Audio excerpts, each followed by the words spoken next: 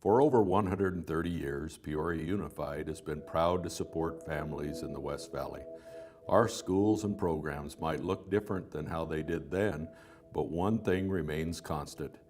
Peoria Unified staff are part of an extended family raising tens of thousands of young people, helping them day in and day out to grow and learn so that someday they can shape our future. In the spring of 2020, our world was turned upside down. Schools and businesses closed so that our families could find shelter from the storm. Classes were empty and offices were locked, but still, the people of Peoria Unified were there to help, to support, and to comfort. The smallest act became a symbol of community and hope. Thousands of our families were able to feed their children by picking up food at our campuses or even having it delivered by our buses. Laptops were provided so that students were able to connect with their teachers and continue to learn. Calls, emails, video chats, and even handwritten cards and letters let our children know that even if we couldn't be in the same room, we were still all in this together. Now, as we plan to reopen our campuses, our schools will look as different to us as those first Peoria campuses would to a modern student. Physical distancing, enhanced cleaning, and staff wearing masks are not the issues we expected to deal with when we started working in Peoria, and they can make you feel like nothing will ever be the same. But for our families and children that attend our schools, one thing will never change. They count on our staff to be there and have taught their children that in times of crisis, one should always look for the helpers. We might see the mask, but they see the helpers behind the mask. The driver that safely takes them to and from school. The maintenance person that keeps their classroom clean and safe. The cafeteria worker who feeds them when they are hungry. The nurse who comforts them and keeps them healthy. The office staff that answers their questions and keeps them informed. The school resource officer that protects them. The coach who helps them see the importance of teamwork. The librarian who reads them a story or gives them a book. The counselor that unlocks their future. The administrator who can handle any problem. And most of all, the teacher who dares them to dream and is there to catch them if they fall. In this time of worry and sorrow, our students, our children, need us more than ever. For over 130 years, the proud employees of Peoria Unified have stepped up to support the families of the West Valley. And for the upcoming school year, they are depending on us to be there more than they ever have before. These are our children. These are our classrooms. This is our moment. We are Peoria Unified.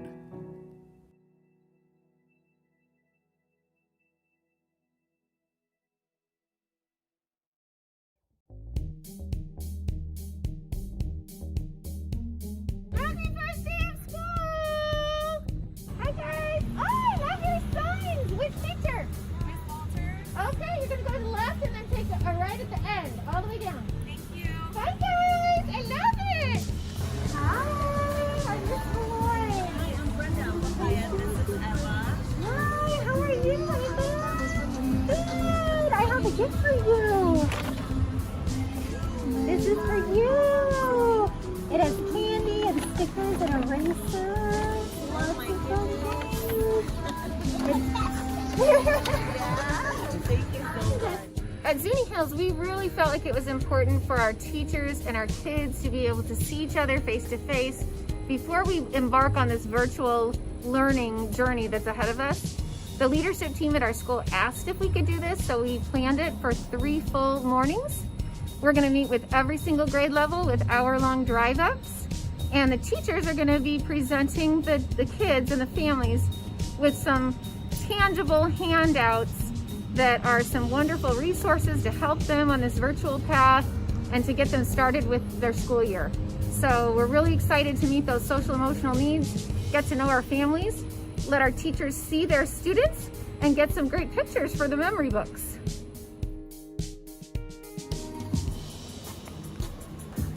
Good morning. How are you?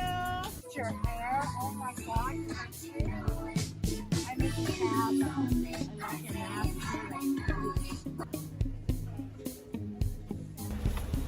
This is for you.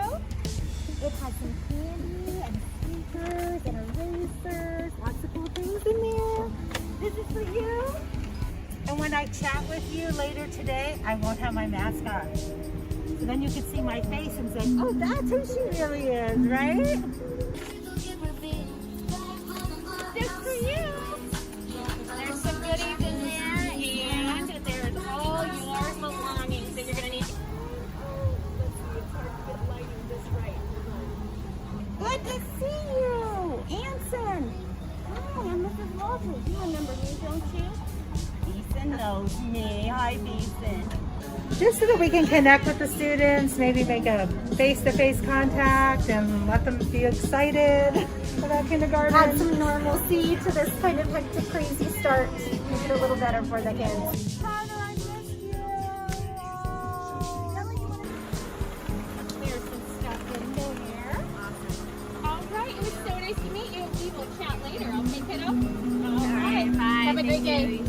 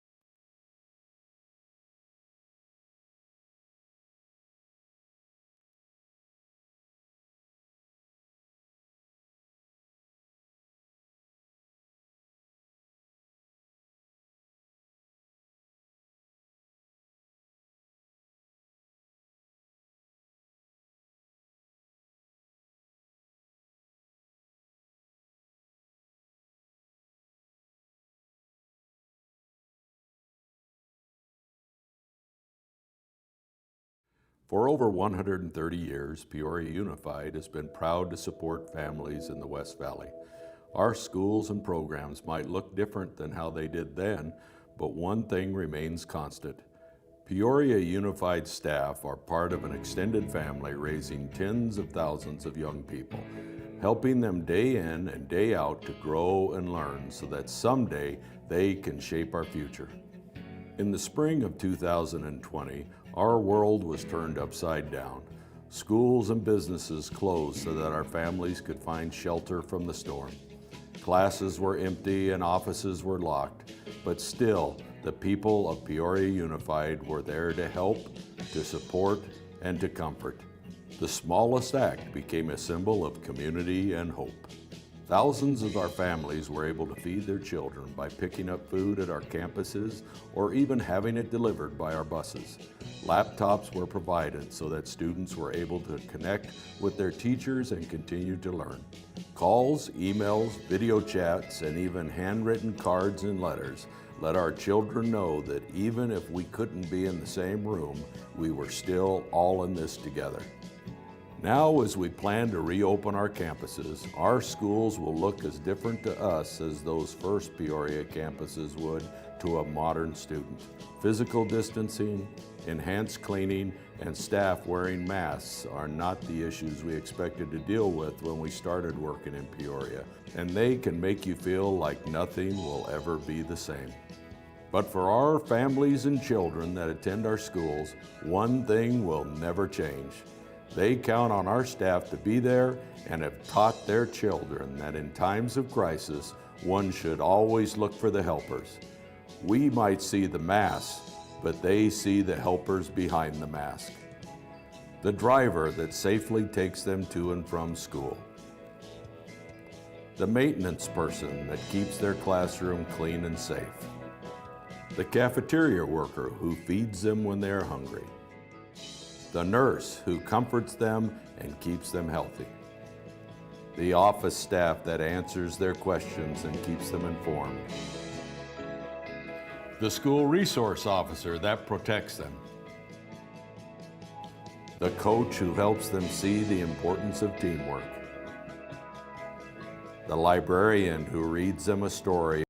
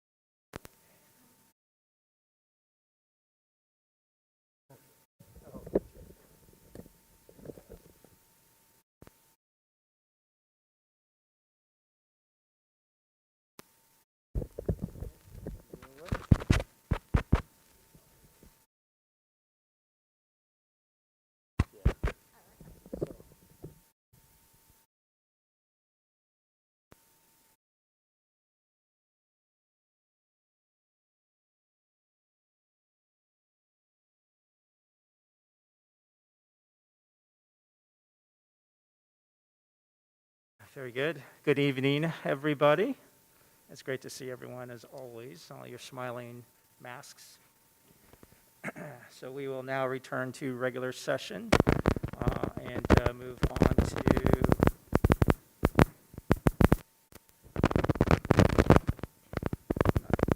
I'm not touching it, Dave. I promise.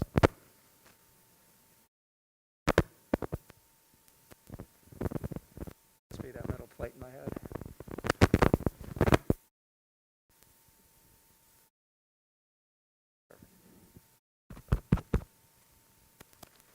Sorry about that. All right, so moving right along to opening exercises. Agenda line item 4, 4.1, moment of silence. Ms. Underhill, if you don't mind leading us in the Pledge of Allegiance. As we go through a moment of silence, I definitely want to continue to honor those individuals who have been impacted, certainly by the pandemic, COVID, all of our friends, families, loved ones, staff, et cetera. So please have them in your hearts and thoughts as we exercise our moment of silence. Ms. Underhill, when you're comfortable.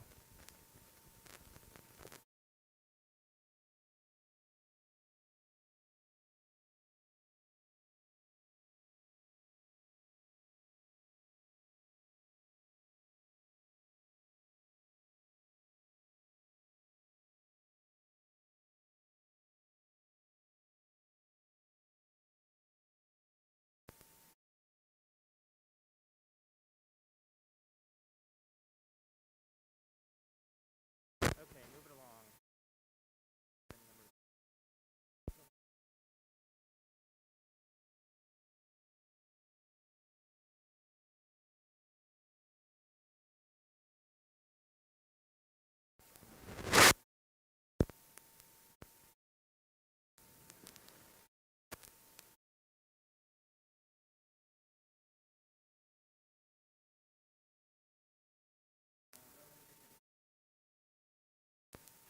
President Sandoval, members of the board, there are no formal recognitions this evening.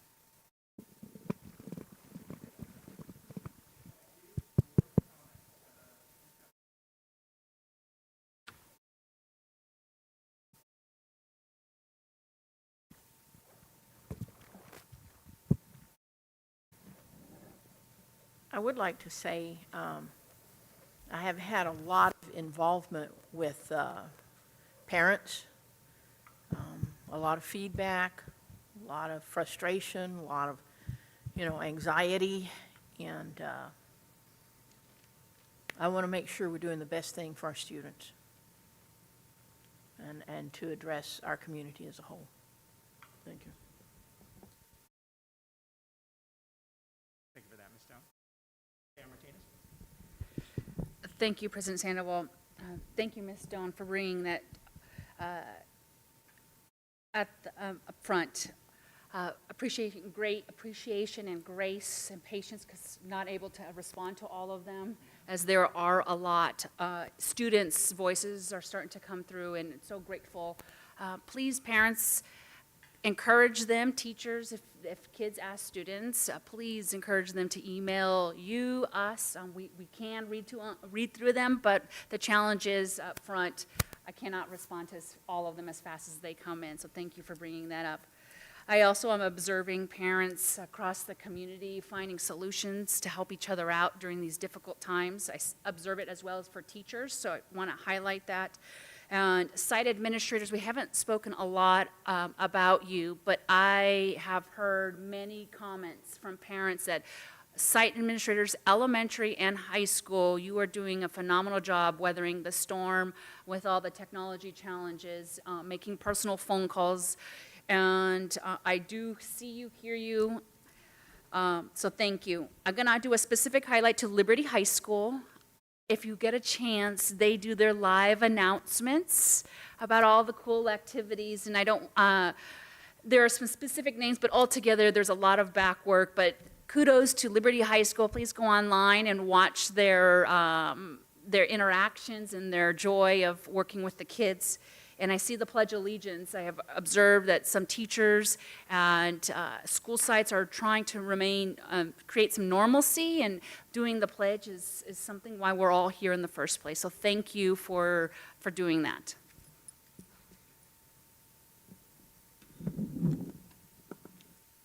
Thank you, Ms. Sarah Martinez. Ms. Underhill?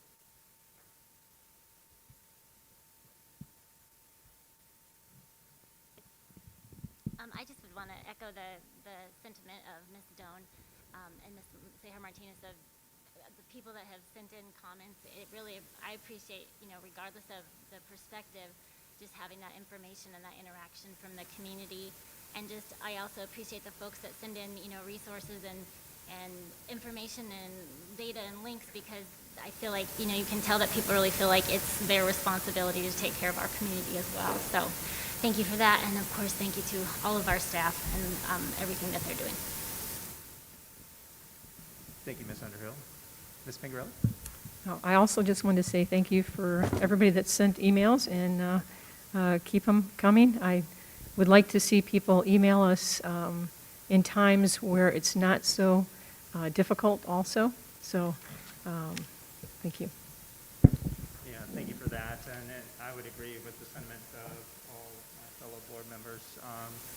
We always talk about the importance of engagement from all of our stakeholders, and certainly our parents and our families that we care for as well.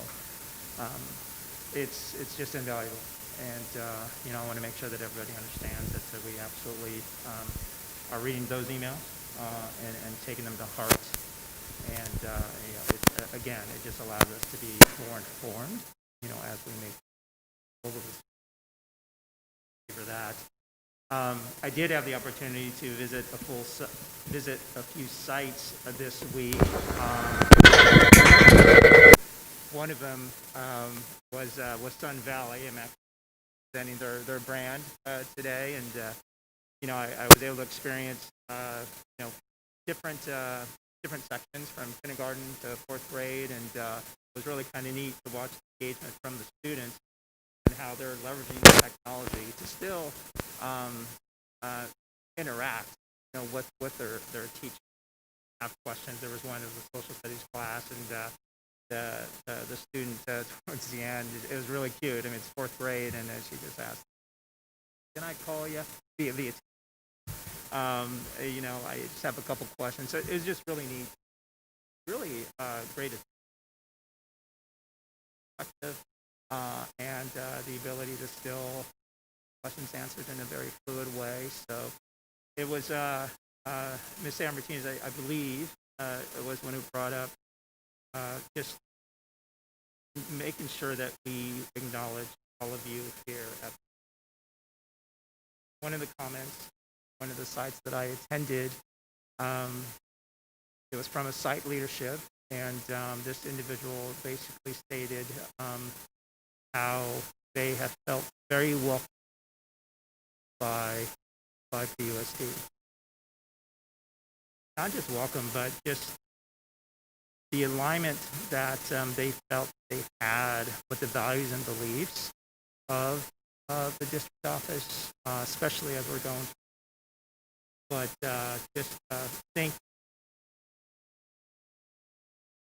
for really upholding why we're here at the deck, which is to support all of our students, their families, but certainly our teachers, site leadership, really to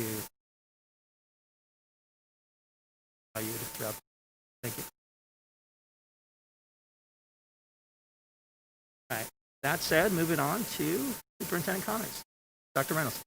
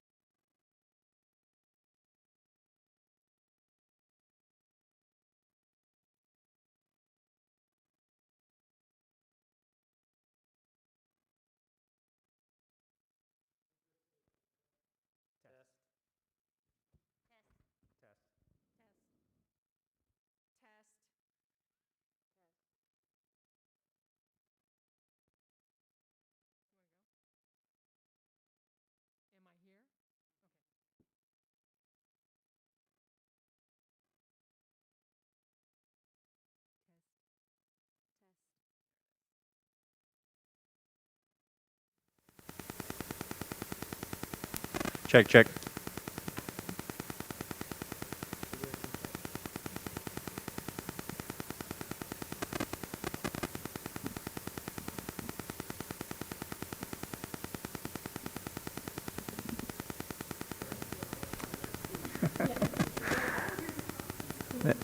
Welcome back, everybody. I do apologize for the technical difficulties. Audio was out. The board meeting did cease at the point that audio dropped. So we will pick back up. Our last agenda line item was 6.3, which was superintendent comments, and we will move on to section 7, public comment. 7.1, request to address the governing board regarding matters not included on the agenda. As always, this line item is 3 minutes per comment. We received a large number of comments. We will spend 30 minutes on public comment, per subject. Because, Michelle, I believe the public comment that we do have, those items are related to line items in the actual agenda, the action items, right? Yes, thank you, President Sandoval. All the public comment requests were related to an agenda item. Okay, perfect. Very good. Okay, moving on. We will read those, as we get to those line items. Thank you. Moving on to section 8, consent agenda. Does any board member, would any board member like to pull one of these line items for discussion? Ms. Dunn?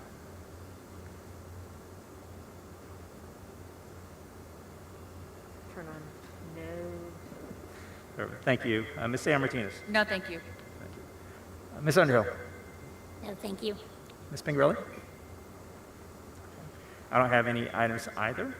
Very good. So I do need a motion to approve the consent agenda. I move that we approve the consent agenda. I'll second.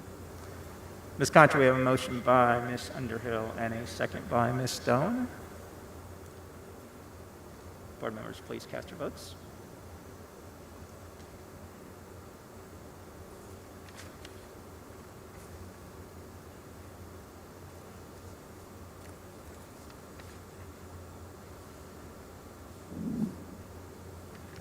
And that passes 5-0. Thank you. All right, moving on to section 10, action items. 10.1, procedure for level 3 employee grievance.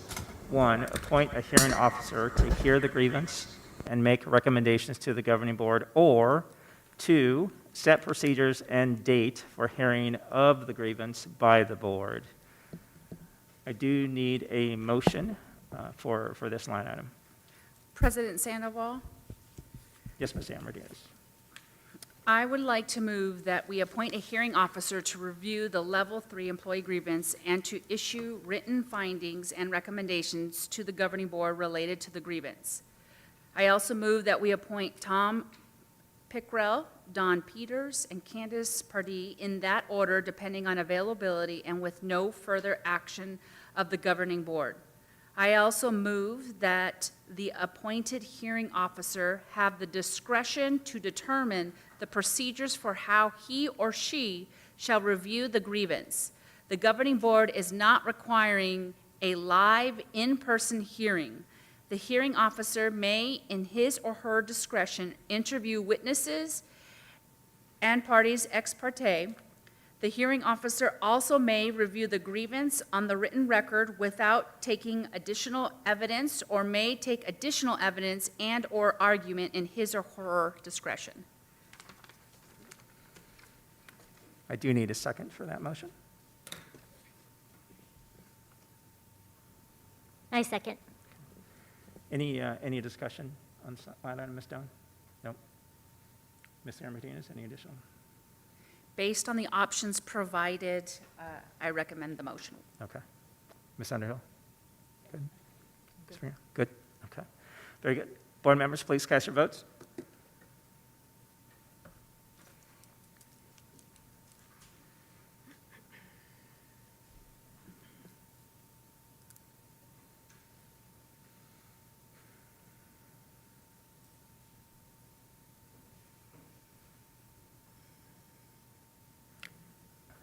Motion passes 5-0. Thank you. Okay, moving on to 10.2. Consideration to reopen schools on September 8th, 2020. Dr. Reynolds, I know would love to hear some background information.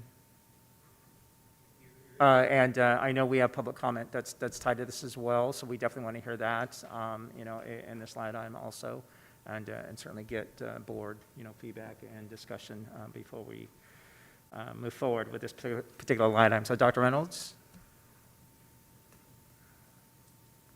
Ms. Contra, would you like to do public comment? Thank you, Dr. Reynolds and President Sandoval. Governing Board, I do have a number of public comments regarding this line item, and I would like to indicate that because of the number, we do not have time to read all of the public comments. I received a total of 217 public comments, and I will be reading, there is 66% in favor of reopening, and 22% of those comments received were not in favor of reopening on September 8th, and the additional 12% not accounted for were related to other items. So to allow for the time needed, I will be reading 5 comments from the pro-opening, 3 comments from the against opening, and then the additional 12% will be read afterwards. And Ms. Contra, just to be clear, Yes, sir. I mean, these were the orders as based on the time and date that these were received. Is that correct? Yes, thank you for Okay. clarifying that. That is the case. Because there were so many, we took them in the order that they were received. So the ones that are read tonight were first submitted by date and time. That is the way they were selected. Thank you. President Sandoval? Yes, ma'am. Ms. Contra, before we get started, from my understanding, we received some guidance from ASBA to make sure it was equitable on the distribution. Is that how we got to the percentages? Yes, thank you, Mrs. Martinez. That is exactly how we came to the percentage and the way we would read public comment. We did receive counsel from Arizona School Board Association's counsel. All right. Thank you. for that. Thank you. And so just from a logistics perspective, we'll be keeping the 3-minute clock. Yes, sir. And then we have a 30-minute clock as well? I'll keep that? Thank you. Okay. Pardon me, Mr. Sandoval, is there a way for us to get hard copies so that we Oh, yeah. can?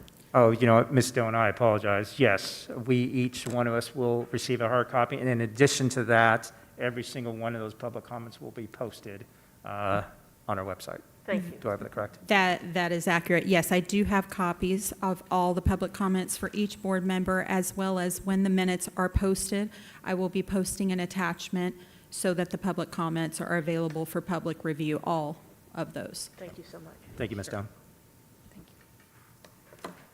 Starting the 3-minute timer, the first public comment comes from Stephanie Herrick-Kays.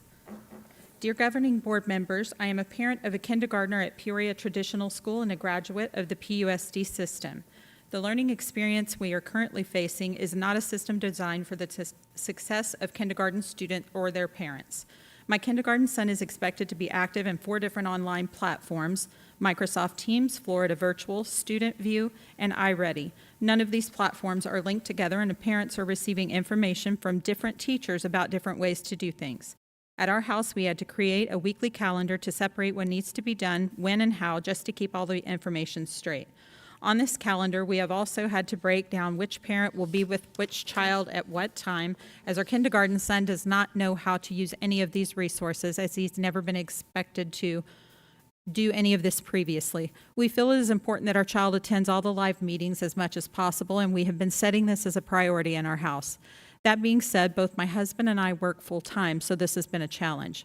I do not believe that Florida Virtual is set up for the success of the kindergarten student. Take PE, for example. Today I had to read to him everything that he was supposed to do and help him with his pre-test to identify safety hazards. There was no physical activity involved with his PE assignment today. We have already been told by our teacher that for his social studies assignments, he will be having to type his responses out, which means we will be doing this to help our child. While I do think this platform is helpful for older children, it is not designed for the kindergarten student to be successful. I feel the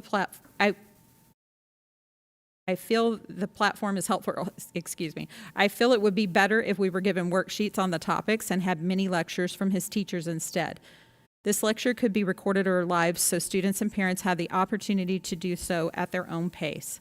I think this would ease a lot of the frustrations that we are having as parents and provide an experience like what classroom would have been at the kindergarten level. This week we also had difficulties with iReady. Since my husband and I work full-time, we prioritize what is live and what is virtual so that we can do it at our own pace. iReady assignments required a lot of hand-holding on our end to ensure that our 5-year-old has completed them, and we were planning to do them after business hours. We are extremely surprised that an online-based program has a daily shut-off time of what we were told was 4 p.m., but in actuality, we tried logging on at 3:20 and were unable to do so. Starting this week, we are required to get in 45 minutes of iReady math and iReady reading done a week. I am asking that this mandatory shut-off time is removed. Working parents need the flexibility of being able to do some of these asynchronous activities after working hours to provide their child with whatever assistance they may need. As a family nurse practitioner, I understand the unprecedented times that we are living in, and I understand that Mrs. everyone Contra, we're at the 3-minute mark. Thank you.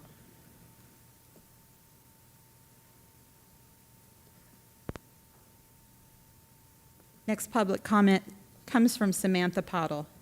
We need to get our kids back in school. There are other schools going back and they are making it work. The numbers for the benchmarks are good, and I believe you keep changing the benchmarks to fit your agenda and keep our schools closed. Our kids are the ones suffering mentally and emotionally. I know a lot of teachers that would love to be back in their classrooms teaching these kids. Let's think about the kids for once and not fear for ourselves. Yes, there are kids that don't want to, and that is perfectly fine, but some want and need to go back. Please do the right thing. It should be a family and a teacher choice, not a district choice, if they want to be back or not. Now Florida Virtual is the worst program that you have ever bought. The program is not user-friendly, and the kids, parents, and teachers get frustrated with it. You should have just left it as teacher live lessons. Kids learn way better with a teacher, not a computer. It doesn't work the way it's supposed to, and the teachers get so fed up with it, they feel they have to use it or they will get in trouble. It should be a teacher's choice to use Florida Virtual or something else.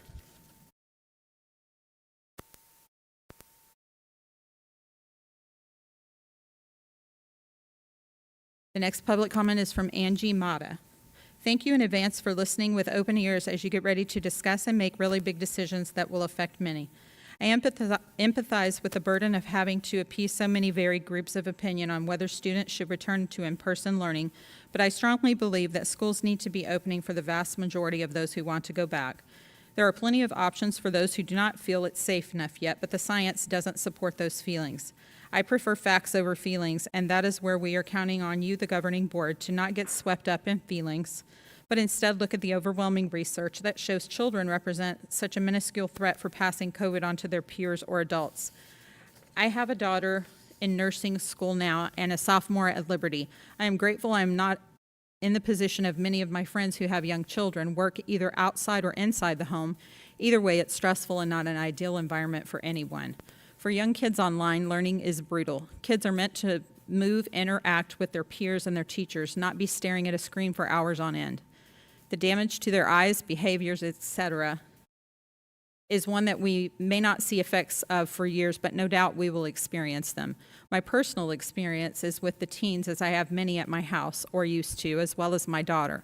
For her and her friends, while they are old enough to log on themselves and be responsible to attend class, do their homework, for the most part, they are really struggling emotionally and feeling disconnected. My daughter had a breakdown recently over memories that she saw from the year prior when she was making new friends, going to football games, and having friends over most every day. While some activities have fortunately started up again, which is encouraging, school serves as an integral part of the growing up experience that they are being denied. And for what exactly? I would argue largely political, as this response to a virus is unprecedented. We are close to 20 million more cases away from getting to the numbers of the H1N1 virus that we did not close businesses down for, schools, sports, and et cetera. States and countries that made the decision to not lock down are faring just as good, if not better, than those who have. Families are struggling. Stress is at an all-time high. My husband is a firefighter, and he has seen such an increase in suicides, drug and alcohol overdose. It's staggering. Daycare centers, obviously, are all the big box stores, grocery stores, etc., have been open, and we haven't seen disproportionate numbers for them being open, and now churches are as well regathering. Our lives are not meant to be lived in a bubble, nor are we to live in such an overly sanitized world. Our bodies are designed to fight off viruses, and we don't need masks to inhibit our oxygen. Please, for the sake of our kids, allow parents to make the decision for their own families whether to go in person or do the online option. I'm also a firm believer that not only do masks not work, but they pose more of a liability and danger to our kids than not wearing one. They will be touching them all the time, taking on and off, and the virus has been shown to be way smaller and easily able to get through a mask. Have I hit time? Thank you.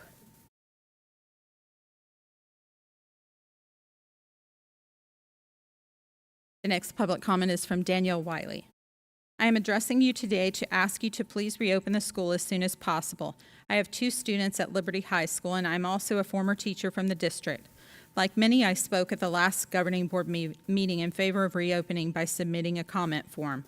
My concerns about virtual instruction only expressed in my comments, then lack of student engagement, lack of equity among low SES students, and student mental health have been confirmed.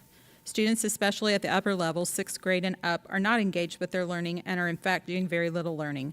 This is not the fault of our teachers, nor do I believe it is the fault of those who have made the decisions regarding the return to school. Instead, it is due to the fact that most children learn best in a social setting. Learning is a social event. Florida virtual and Teams meetings can never replace the energetic, dynamic, and inclusive classroom environment that children need to learn. I can tell you from the experience that many kids, especially those who have a parent who don't have a parent at their side during the day, are watching YouTube videos and are playing video games instead of engaging in their Teams meetings. I've talked to countless parents who say the same thing. When the cameras are off and mute is on, there is no accountability for students, and they know it.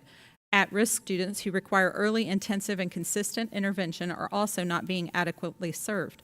I can't tell you how many parents have expressed frustration and disappointment over the regression they have seen in their children over this extended school break.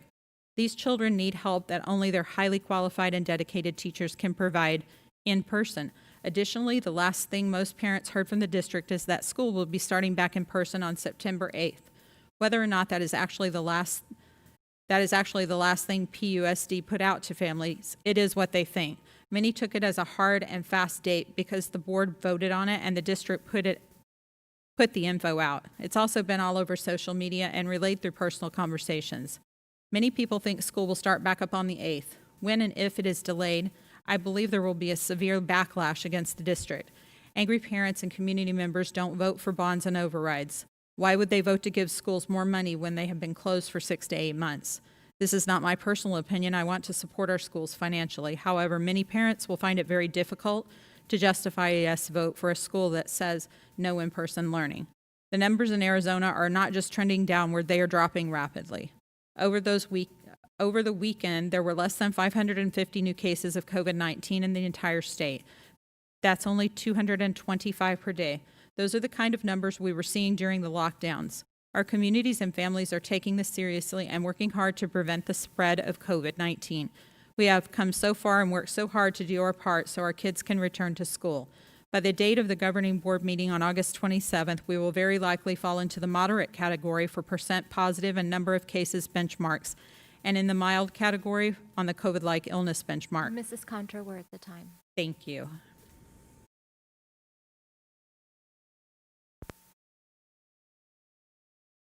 The next public comment is from Inez Price. My son is having such a hard time with online school. He can't learn this way. He is completely frustrated with all of it. He needs to be in school. Please open with in-school classes. Otherwise, I feel we have lost a generation.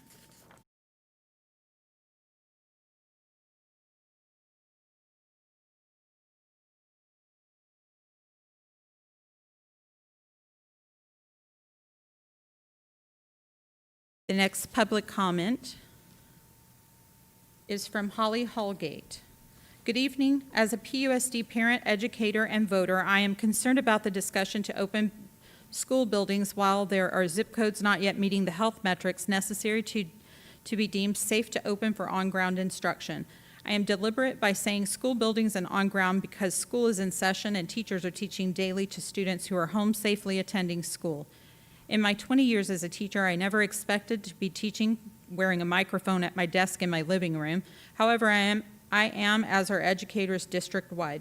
Personally, I'd like little more than to be preparing my classroom to welcome students back to buildings, and I imagine most teachers feel the same. I so miss the hallway hustle and bustle as students are walking by between classes. I also now fear said hallways because those interactions are the very ones that could put students or educators in an ICU unit. My mother was a nurse for over 30 years, 20 of which she spent intubating people for surgeries. I will never forget her crying at the table over lost patients, wondering if she had done something differently if the outcome would have been a life saved. I pray that each of you making decisions for PUSD students and educators consider that this situation can truly mean life or death. We keep hearing the little ones don't get the virus. However, studies are showing opposite, and I spoke to an educator from another state whose school had cases its first week back in kindergarten and first and fourth grades. Adolescents transmit and are infected at rates similar to adults. I agree mental health is a concern with regard to students feeling isolated at home due to restrictions related to COVID concerns. What if a student transmits the virus to a teacher who then has a lifelong health issue or worse? Do we want a child to wonder what if at the kitchen table after finding out their classmate or teacher had died? We will not know if we were too cautious. However, we will know if we were not cautious enough.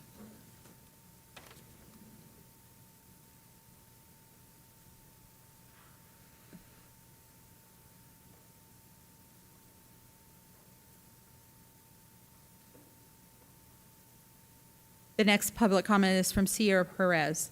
It is still not safe for students to return to the classroom. Peoria Unified Schools have already had positive COVID-19 cases without kids being on campus. Students in the specialized programs are already having to get tested, as well as the kids in the on-site program. Flu season is quickly approaching, and now with the addition of COVID-19 is sure to cause a whole class of possibly a whole school to stay home for 2 weeks. It is not safe. You will be putting thousands of people's lives at risk, which includes the students, teachers, support staff, and all of their families. Schools should not open until there is a vaccine or COVID-19 has been properly addressed.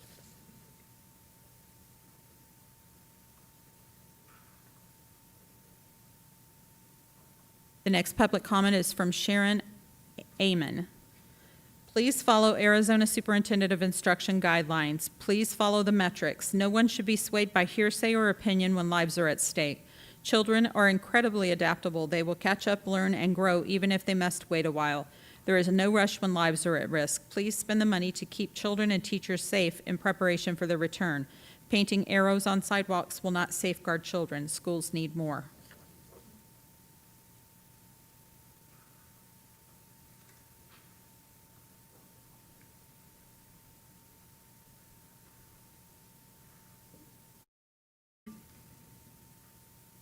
The next public comment is from Nicholas Johnson. I appreciate the board's position as a tenuous one, and that regardless of the outcome, there will be criticism. I wish to sidestep the political implications of this decision, however, and bring to the board's attention the issue of leave policy. I apologize if I am mistaken, but I haven't heard any discussion at the district level of expanding leave policies for teachers that test positive and may be asked to quarantine for 2 weeks, not including teachers who may still be experiencing health concerns after their quarantine ends. What support is the district planning on providing teachers that are dealing with medium to long-term health issues as a result of returning while the virus is widespread? There is a large push at the local and national level for state public safety employees to be afforded paid leave for the duration of the illness or quarantine. Have there been any discussions of that at the district level? Thank you for your attention to this matter.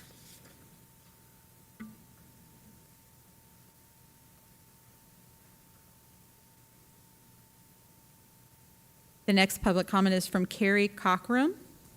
Good evening. I would like to address the board tonight about 2 main concerns. I have serious concerns with the spray bottle of cleaner that was left in my classroom. Have you read the warning label? I do not want to touch it, let alone let my children work on the surface after it's been used. My second concern is balancing teaching my virtual students all year and my face-to-face students when schools reopen. I spend so much time making sure I deliver quality lessons to my virtual students, taking attendance and providing feedback on activities that I cannot see how I would be able to do both.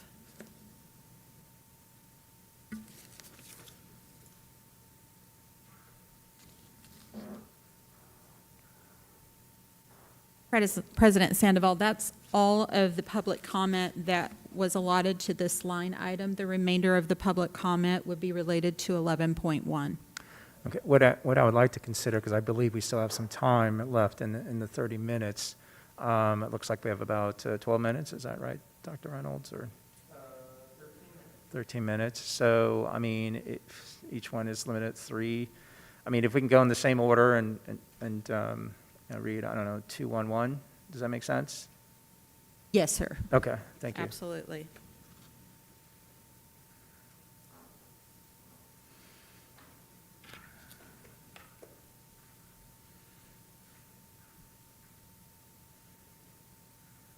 So the next public comment is from Caitlin Fowler. I understand the difficulty of the decisions the district is faced with and the fear that many are experiencing. I am a nurse working in a hospital, and I am not paid hazard pay to work with COVID-19 patients, nor will I get a raise. I do not even get a choice. I have 4 children, 3 of which have underlying respiratory disease. I have never felt more stressed than I feel now. I cannot stay home, even though, believe me, I wish I could, simply to be present for my children who are struggling mentally. I have been struggling with hard decisions for my kids. I'm more fearful of the harm we are inflicting by keeping them at home than I am of my children being exposed and potentially contracting COVID-19. Across the world, children are returning to school or have been attending school. Yes, it is different and it may never be the same, but that does not mean that we should shut down indefinitely. In fact, where's the logic behind it being deemed acceptable for my children to attend daycare, before and after school programs and sports, but not schools? Schools are essential for our children. This country is full of resources and innovation, and yet it doesn't feel like it. I've had to go to work with no choice to shut down or take a pause. I'm face-to-face with this disease, and on top of my full-time job, I've also had to pick up teaching my 3 school-aged children full-time. I'm not suggesting we open without safety precautions being implemented. However, our children need to be back in the classroom, so I am demanding action. Why are my children still at home with no end to this miserable experience in sight? Let's work together to create a sustainable plan. We are capable of overcoming any obstacles set before us. My children are on the brink of irreparable damage. They hate school. They cry every single day and ask me every single day, when are we going back? The level of stress they are enduring is unmanageable. The level of stress that working parents are experiencing is unmanageable. This is coming from your frontline essential worker who must show up for our community, yet our community is not showing up for my children. It is time to put our resources and innovation into action. Thank you for hearing my concerns and doing what needs to be done to restore stability.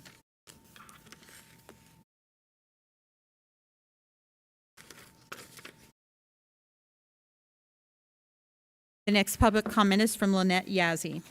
Dear Governing Board members, I have had children in the Peoria Unified School District for about 4 years. We have been happy with our teachers and staff at Raymond S. Kellis School.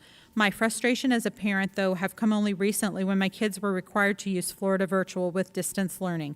Our kids need to be in school. Virtual learning is causing frustrations from my kids, and they are begging to be on campus. Just this morning, Microsoft Teams would not let my senior join his class at the start time, and it finally let him in after 10 minutes of trying. This is taking a toll on their social and emotional health along with their physical health because they now sit in front of a computer all day, causing eye strain and headaches, not to mention the general decline in mental health, especially in teens.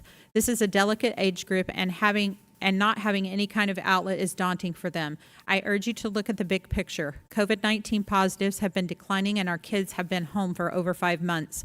I feel like those of us that are making a choice to send our children back to school should be allowed to do so.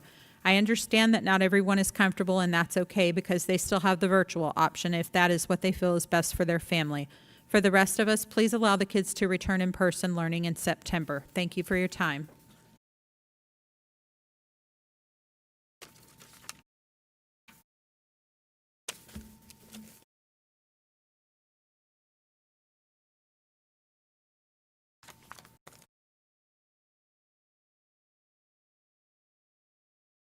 The next public comment is from Sherry Santa Cruz. I am writing as a concerned community member, voter, and a district high school teacher of over 20 years. I do not feel that many members of our board are taking into consideration the health and safety of staff members. I understand the concerns that parents are having difficulty monitoring their own children, but that should not be the determining factor of reopening our schools. To those parents and board members, I ask you this question. Would you be comfortable having 35 to 40 of your child's friends in 900 square feet of your home at the same time? No windows can be opened. You cannot control the thermostat. You must monitor that they keep their mask on and also teach them for 90 minutes. Then another group of their 40 friends come in for 90 minutes and repeat 2 more times. Keep in mind, you cannot leave or go to the bathroom. You must be present at all times. Also, you will be given 8 minutes between groups to clean everything they touch with a very strong chemical cleaner without being able to open the windows. While you are doing this, and about 1,200 students will be outside your house on the sidewalks and driveways waiting with little supervision because you are cleaning. That is what is being asked of our teachers. I would invite any board member or parent to my classroom for at least a week and see if you will have a different perspective of opening of schools.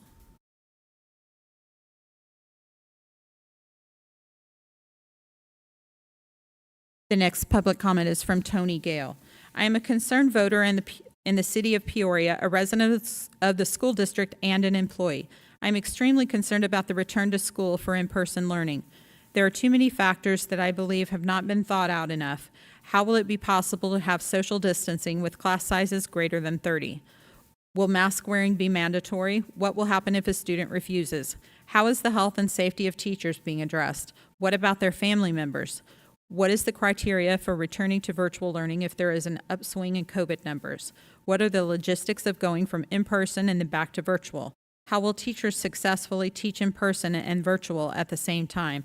I teach a computer lab with 36 computers, 4 computers per table, and not enough room to social distance. How will I teach that in that environment? There are too many unknowns, and yes, I miss the personal contact with the students, but I am fearful for my health and well-being. This is my 33rd year of teaching and my 20th in PUSD, and I love teaching, but I don't want to die or have long-lasting health issues. I'm in my late 50s and just had major surgery last year, plus I have asthma, so I'm at a high-risk group. I also help with the care of my parents who are in their 80s with numerous health issues. Am I to put them at risk too? Am I supposed to not help with their care because it wouldn't be safe to visit my parents? To me, that is too great a risk to return to in person. Please do not be swayed by the few and open schools too quickly. There are too many valuable people to ask.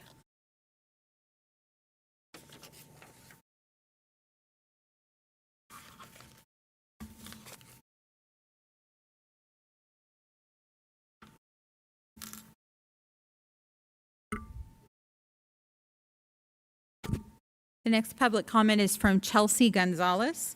Dr. Sandoval, members of the board, first I want to start off by saying thank you. Thank you for putting our students and staff's health and safety as your main priority. Understanding that whatever decision is made is not easy, we all want to be in the classroom with our students, but only when it's safe. Please know and understand that the south half of our district is still in the red. I have full faith that if any decision is made tonight, it will be made in a professional manner as the health and safety of our students and staff will be put first. Thank you for your time. President Sandoval, that concluded the additional public comment requested. Thank you, and thank you for going through those. And I know it took a bit to get them organized. I appreciate that. Go ahead. Sure. Let's go to stay with the first stack. Same thing? Yep. Okay. Dr. Reynolds, you said we have. Let's just read 2 more of the first. Read 2 additional from the first stack? Yep. Okay. Thank you. The next public comment is from Ashley Elliott. It is pertinent that we open schools immediately. Our children are not only suffering with grades and the feelings of failure, but with mental health. Children are stressed and suffering from depression. By keeping the schools closed, we are allowing our children's education and mental health to deteriorate daily and at an extremely fast pace. This is not okay. This is not how children are supposed to live. Children need to be allowed to socialize learn, grow, and strive. By keeping the schools closed, we are crippling an entire generation of children. We are crippling parents' means to care for their children with missed work or being forced to quit jobs to help with virtual schooling. We are crushing our society. Arizona is no longer a hot spot and hasn't been for over a month. We have been under 1% for over a month. Every year, we tackle hundreds of viruses we don't even have names for and never close the schools. We've conquered swine flu, measles, flu, and many other things and never closed the schools. The schools remaining closed is not only unnecessary but uncalled for. Let our children be children and open the schools. Dr. Reynolds, do I have time for an additional comment? One more. Perfect. Thank you. I will pull from the other pile.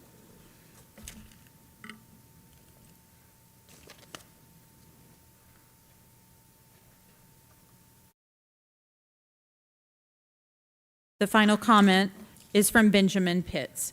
Dear Board, I am a homegrown Mustang. This is my 5th year teaching at my alma mater and my 3rd year watching my daughter become a Wildcat. I feel we should postpone a return to school until there is a vaccine for COVID-19.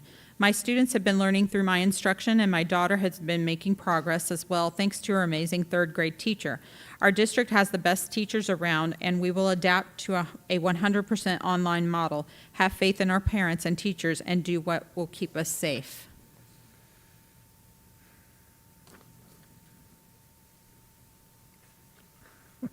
Do we have any time left, or? You know what, it sounds like we do, so go ahead.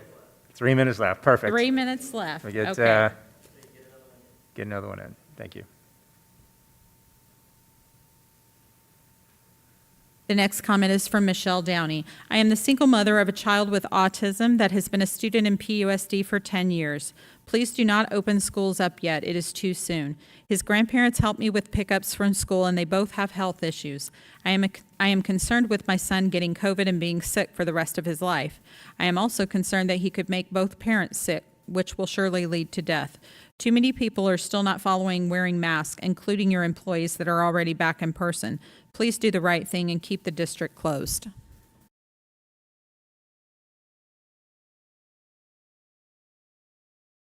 And I believe that's all, unless I have time for another. Yeah, that was pretty short. Let's go with one more, please. Okay. Yeah.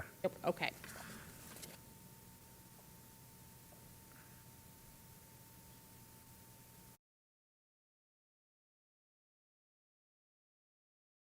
Public comment from Gretchen Pahia. Dear board members, first I want to thank you all for your time and dedication to this matter. You clearly understand how vital your decisions are to our students, teachers, and support staff. With that being said, I really hope you pay close attention to not only our local numbers, but what has been happening with schools opening up nationwide. We've seen a number of schools open only to have them close again because of an outbreak of COVID-19. It isn't a matter if someone on campus will get sick. It is a matter of when, since we are still not in a position to be in mass gathering. I think it is far worse to treat these kids like yo-yos, start virtually, then send them to school, only to pull them back home again when there is an outbreak on their campus. As many businesses around the valley prepare to open their doors, they are doing so with a number of restrictions in place that schools simply cannot do. They are limiting their number of people inside, social distancing 6 feet or more, masks are required, and much more. Inside our public schools, this is virtually impossible in most of the classrooms. I have 2 students currently enrolled in the district, and we are all ready for them to be back in a classroom learning under the teachers who are trained to do this job. While I would love nothing more than to see both of my kids back on campus playing with friends and interacting with their peers and hands-on learning lessons, it just isn't feasible to do so safely right now. Please continue to keep the health and safety and well-being of your students, teachers, and support staff in mind as you make these potentially life-altering decisions. Thank you, Mrs. Gretchen Pahia. Thank you, Dr. Reynolds. Yes, thank you. And again, thank you, Ms. Contra, for reading those. Dr. Reynolds, I believe you have some information as well tied to this line item that we would like to hear, please. Well, again, President Sandoval, Governing Board, all the people in our community who are watching this evening. I would first like to thank everyone for joining us in this discussion about the reopening of our schools to in-person learning. As everyone here and at home, and as we heard from public comment, this is a topic that our stakeholders come to from a variety of viewpoints. Dr. Reynolds, I apologize, and I just wanted to make sure, as always, when we hear public comment, that there's been a lot, without question, that have come in via email and those that we've listened to this evening. It is important that each one of these individuals understands how important their voice is, to the district, and that we absolutely hear them. And I want to make sure that they're all responded to. There were some students that sent emails, who seem to have some, opportunities, with technology, et cetera. But I want to make sure that, each one of them are responded to, especially those in and around the mental wellness side, making sure that they understand, what resources we have. But I just want to make sure that, as always, that they're responded to. Okay. Yeah, absolutely. That's a great segue into what I was about to say, and that is how much we appreciate our community's feedback. We all need our community to understand and know that we read their emails, we answer their phone calls. We are committed to seeking feedback from those who may choose to not send an email or make a phone call. We believe that the voices of our students, teachers, staff, and parents are critical to our decision-making process, and we hear you and we thank you for your participation. Tonight we're here to present the process that we are using to determine when it will be safe to welcome our students back to campus, and the process we believe will be most successful. To date, we have been working with the governing board's direction provided to us on July 24th at the governing board meeting. And that guidance said that we would postpone the reopening of schools until after September 7th, pending the benchmark data from the state, outcomes from our resident experts, and our ability to do so safely and efficiently. Tonight I'll be sharing those benchmarks, where the health data is in relationship to those benchmarks, and our communication for letting parents know what dates their child's program or grade level will be coming back for in-person learning opportunities. We'll be discussing our mitigation plan and the psychological, emotional, and social needs of our students and staff under the COVID-19 update later on in the agenda. I am incredibly proud of the work our teams have been doing. The work they have done is extraordinary, and I wish I could adequately describe to our community what it takes for us to move from an in-person environment back in March to what we would call an at-home learning environment through the end of the school year, to a virtual synchronous learning environment this fall, and then potentially back to a combination of an online and in-person experience. I completely understand why it might seem like we should be able to flip a switch and say, let's go, welcome back, we're ready. I wish we could. But to transition between these modes of instruction, it takes a while, and it could take weeks of seeking feedback from our parents on their needs, adjusting teachers and staff members to meet those needs, and then providing our teachers training on how to deliver synchronous versus asynchronous learning. We are committed to using the benchmark data and getting our students back on campus as soon as it is safe. I am proud of our teachers and those supporting them. We've asked them to completely change how they deliver instruction in a very short period of time. And as we move, or potentially move, into a hybrid model of instruction, they are going to have to do it again, and that is going to require more support. Our teachers, our staff, administrators, our students, and our parents, they deserve our admiration and our thanks for the work that they have done. So with our presentation this evening, first just a reminder of where we come to this discussion from as an organization. First and foremost, the safety and well-being of our students and our staff. We also focus, given the financial strains of COVID-19 on schools and on our district, we come to it from a sense of fiscal responsibility, being transparent with our resources and making sure that we're allocating those effectively, where we're aligning with our local, state, and county health departments, as well as we witnessed in our public comment, our stakeholder feedback. Those are our guiding principles as we work through here. So let's talk just briefly about the benchmarks. We have shared these in the past, but we'll review them. We have 3 benchmarks. First of all, when you look at cases, so these are cases per 100,000 people. In order to be in the green category, minimal category, we need less than 10 cases per 100,000 or a 2-week decline in those cases. To be in the moderate, that's 10 to 100 cases, and substantial, or in the red, is greater than 100 cases. The second benchmark is percent positivity. We've heard a great deal about that as we work through the COVID-19 data. To be in the minimal category for percent positivity, it needs to be less than 5%. Moderate risk is 5 to 10%, and substantial is greater than 10%. And then lastly, COVID-like illness, less than 5%, moderate is 5 to 10%, and substantial is greater than 10%. Minimal, just to explain those categories. So according to the state guidelines, to welcome all of our students back for 5-day instruction altogether, we need to be in the minimal category. In the moderate category, and this is where it can get a little confusing for our community, because they see schools, they see counties, they see zip codes, they see our district potentially in a yellow moderate category. But it's important for our community to understand that in order to begin to welcome some of our students back in a hybrid model, we need to be less than 7%. So that's an important distinction in that moderate level, and then substantial, again, above that, and COVID-like illness. So when you're in the red category, that means that we are in a virtual environment. If we look at the Maricopa County data, this is data updated today. So as a Maricopa County, we have 59 cases per 100,000. We have 6.1% positivity and 3.7% COVID-like illness. So when you look at it as a county, we are in the green in 2 categories, and that is yellow in 1 category.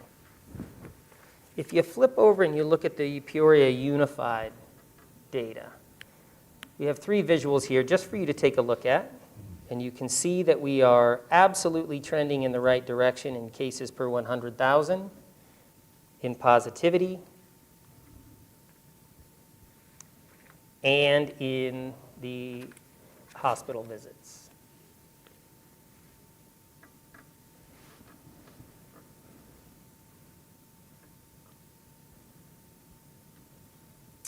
And the data that came out today, if we can move to that next slide, we are at 53.59 cases per 100,000. We are 8.16% in the percent positivity, and we are 3% in the COVID-like illness. That is, last week we were 7.66% in the positivity, so we moved up a little bit in that category. One thing that I did not mention in the benchmarks, and I should have, is that we need to be in each of those categories for a 2-week period. So it's not that you would drop below 7% for a few days, you could come back. You need to stay in that range for a 2-week period according to the state benchmark. So we moved up just a little bit in that percent positivity, but we're keeping an eye on that data every single day, every single week, and are relying heavily on it to determine when it will be safe to come back. Just as a reminder, I know most of our community is aware of this, but we put together a medical advisory team, and I believe it might be the only medical advisory team that is serving a school district in the Valley for certain. This team is made up of some extraordinary professionals in public health and in medicine, and we again appreciate their work and their time and the energy that they volunteer to help us analyze the data, compare it to our benchmarks, and provide us feedback on our plan on how we're approaching it. It's important to know, we've met several times with this medical advisory team. We've asked them about our plan to use the benchmarks and use the data. They support that plan very much. And as we continue to build towards either a hybrid model or welcoming all of our students back, they help us in the development of that plan. So let's just quickly take a look. You saw this slide last week. We told you it was the beginning, or I'm sorry, not last week, at our last board meeting. We talked about the fact that it is a work in progress. It continues to be a work in progress. But we are taking this stage approach to welcoming some of our students back. And we'll talk more specifically about these stages in the next few slides. I'll give you just a second we're good. So let's take a look at stage 1. That is the current stage that we're in. Now, it's important to know that as we talk about these stages, we are taking a phased approach within the stages. And so when you see, for instance, in our current stage, on-site support for learning, special educations for self-contained programs, and athletic conditioning, those happen in phases within that. They don't necessarily all begin on the same day. Stage 2, you can see where we begin to, this would be our next stage, where we begin to bring small groups back to campus. We start working on developmental preschool. We have a focus on our Peoria Flex Academy. There's a commonality here that you might start to see. These are students who, at times, we might categorize as at risk, and that we feel if we bring together in small groups, we'll be able to support them in a much better way in season athletics. And of course, you can read through the rest of those. Part of the reason why I am incredibly proud of the work that our team is doing is that their focus truly is to find ways to support our students and to do so in a safe way. And when I compare our plan and the approach that we're taking to some other school districts, we are working every single day to find ways to support our students. And then finally, that stage 3, the hybrid plan. This is when we would hit that below 7% positivity rate for a period of 2 weeks, and then we would also be ready. That's when I referred to not able to flip a switch, but the key is that we would be able to bring our students back in a safe way. And that is the AABB model that you've heard so much about, that we're working to plan for. A couple of things that I want to point out as we're focusing in on stage 3. First of all, I talked earlier in my comments about the professional development, about the support that teachers need in order to move from these stages. And if you can imagine, you're hearing from many of the comments that are thankful for the teachers that they have who are working hard every single day. It is a significant lift for us to prepare them to teach in a synchronous environment. And let me just talk a few minutes about synchronous versus asynchronous. Our families are getting very used to right now a synchronous learning environment. That's where a majority of that time is spent with a teacher, online, face-to-face, using Teams, those kinds of tools. And then they spend some of their time using other tools where they might be not working directly with the teacher. Asynchronous is when they spend their time working away from the teacher, more using online tools. And it's really important for our community to understand that as we start to move away from the virtual synchronous environment that they're getting used to, and we move to a hybrid plan, and we train our teachers, the students are going to need to work a little bit more asynchronously, because on the A days, while a teacher will be working face-to-face in person with children in a classroom, The B students, will be at home working in a more asynchronous online environment. That Wednesday then allows teachers, all students to be working virtually, and teachers to be, that's our half day, by the way, if you remember that. We moved our modified Mondays to Wednesdays. And then that will allow our cleaning teams to come in and do a significant clean during the day. Then our A students are at home Thursday and Friday working virtually in an asynchronous environment. And our B students come in for a face-to-face, in-person instruction. This is where our focus is right now when it comes to the professional development opportunities. We have heard loud and clear from our teachers that they have spent all of their time, energy in getting into this synchronous environment. And we're now hearing from them, again, loud and clear, that they now need more training, more experiences in operating in that synchronous, asynchronous environment. And so what does that look like, and how do I support my kids, and what can I do, and what do students need? So we'll continue to work with our professional development teams in curriculum and instruction, and Dr. Bell and her whole group to really be focusing in on providing that level of training for them and supporting them as we begin, hopefully, to transition into that hybrid model. Next, you'll see, as we transition in that stage, make sure I get that correct, as we transition into that stage 3 hybrid model, we're going to need to make some changes to our on-site support. Right now, we are supporting, and I'm going to reach out to the team and ask approximately how many sites are we offering on-site support? 17 sites and serving about 187 students per week.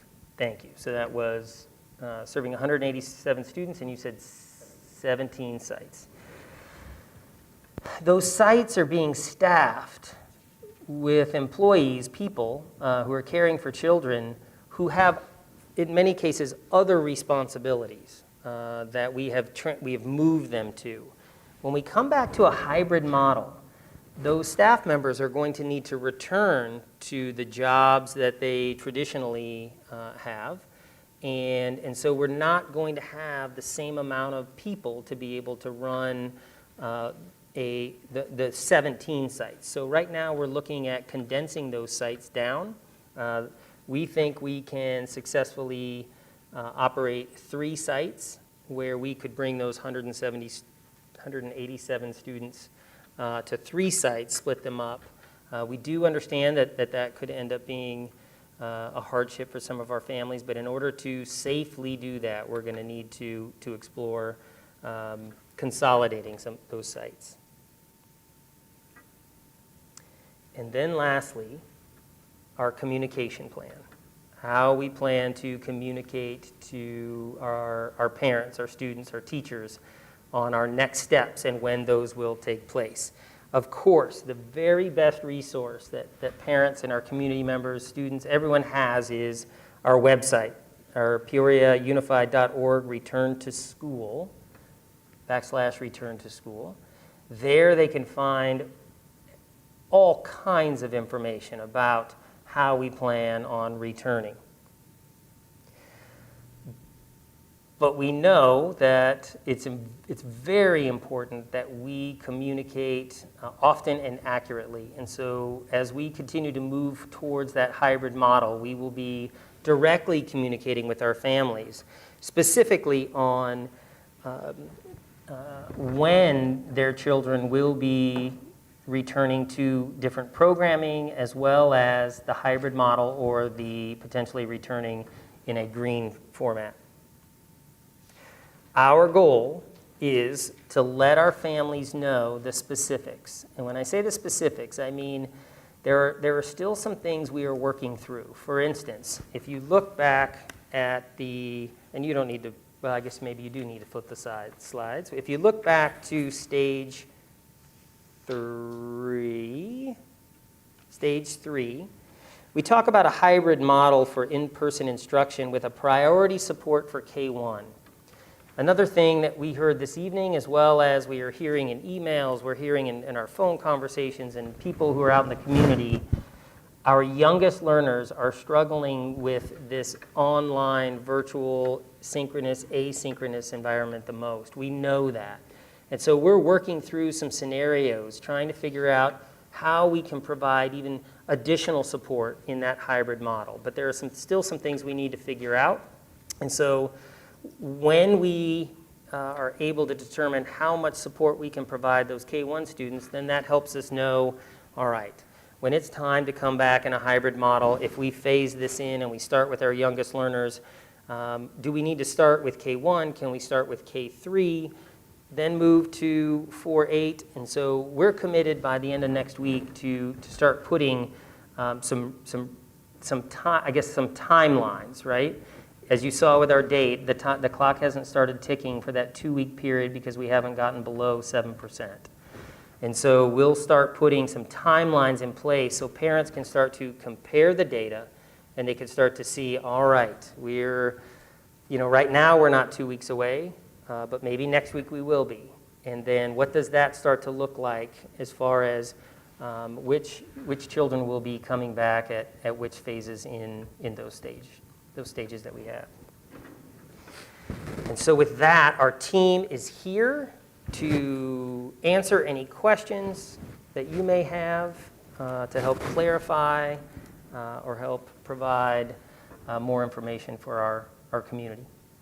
Perfect. And thank you for that, those details and more clarity, on what some of these stages mean and as well as the benchmarks. So really appreciate that. Ms. Pringle, I know you have a kind of a hard stop, so I definitely want to allow you to go ahead and comment, on this line item first, and then we'll go to the other board members.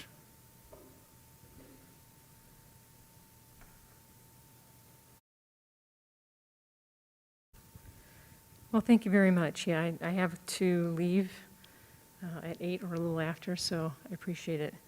I did ask to put this on the agenda.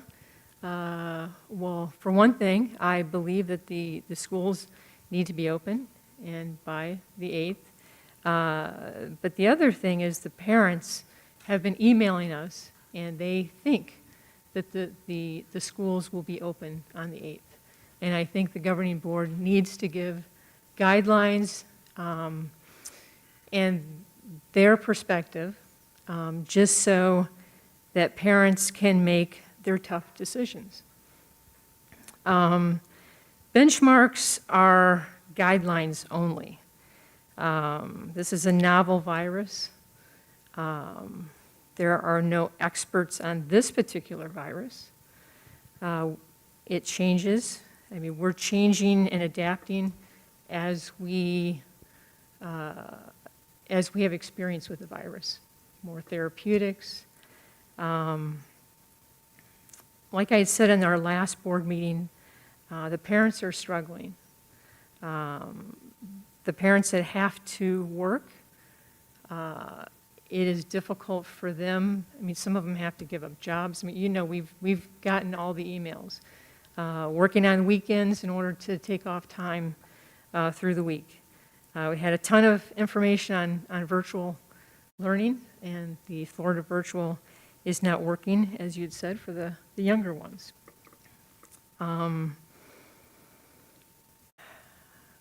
Around us, schools are opening. They're opening with robust safety plans. And I think that Peoria has always been a leader, and I think now Peoria is following. Just for looking at the different benchmarks or the different phases, the way you had pointed out, Dr. Reynolds, you need to be in 2 weeks in a phase before you move on. And you said that you'll give some guidelines next week. What do you feel? Is it looking like we're going to be in October, later? when we're able to open all schools? Yeah, so thank you for that question, Ms. Pingarelli. It's very difficult to answer that question. That is the exact question I asked our medical advisory team. And their advice was to continue to look at the trends. I think as we were all watching over the last month, we saw a significant decline, as has been pointed out, and I think we agree. But this past week, it ticked up a little bit. And so I know a lot of us were hoping to continue to see the same level of decline. That didn't happen this week, and it certainly doesn't mean that we won't see it next week. So there's no way for me to be able to predict where that will be, only to say that while we are waiting to drop below that 7% positivity rate for that 2-week period, we continue to work to find ways to support students in unique ways in that stage 1 that we're in. All right, well, and I know, as I said in the last board meeting, that, if you look at the number of COVID cases for youngsters versus potential harm for them students to be at home, and increasing our gap for education, I think that, in my perspective, we're doing more harm than good. So I appreciate Mr. President Sandoval for you putting this on the agenda. I think it's important that the parents know exactly where the governing board stands, and like I said, so that they can make the decisions that they need to make. So thank you. Thank you, Ms. Pingerelli. Ms. Down?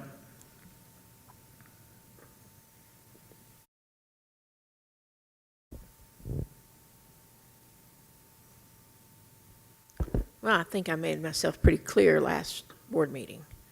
I believe keeping our whole community on tenterhooks is just not the right idea. They need solid dates.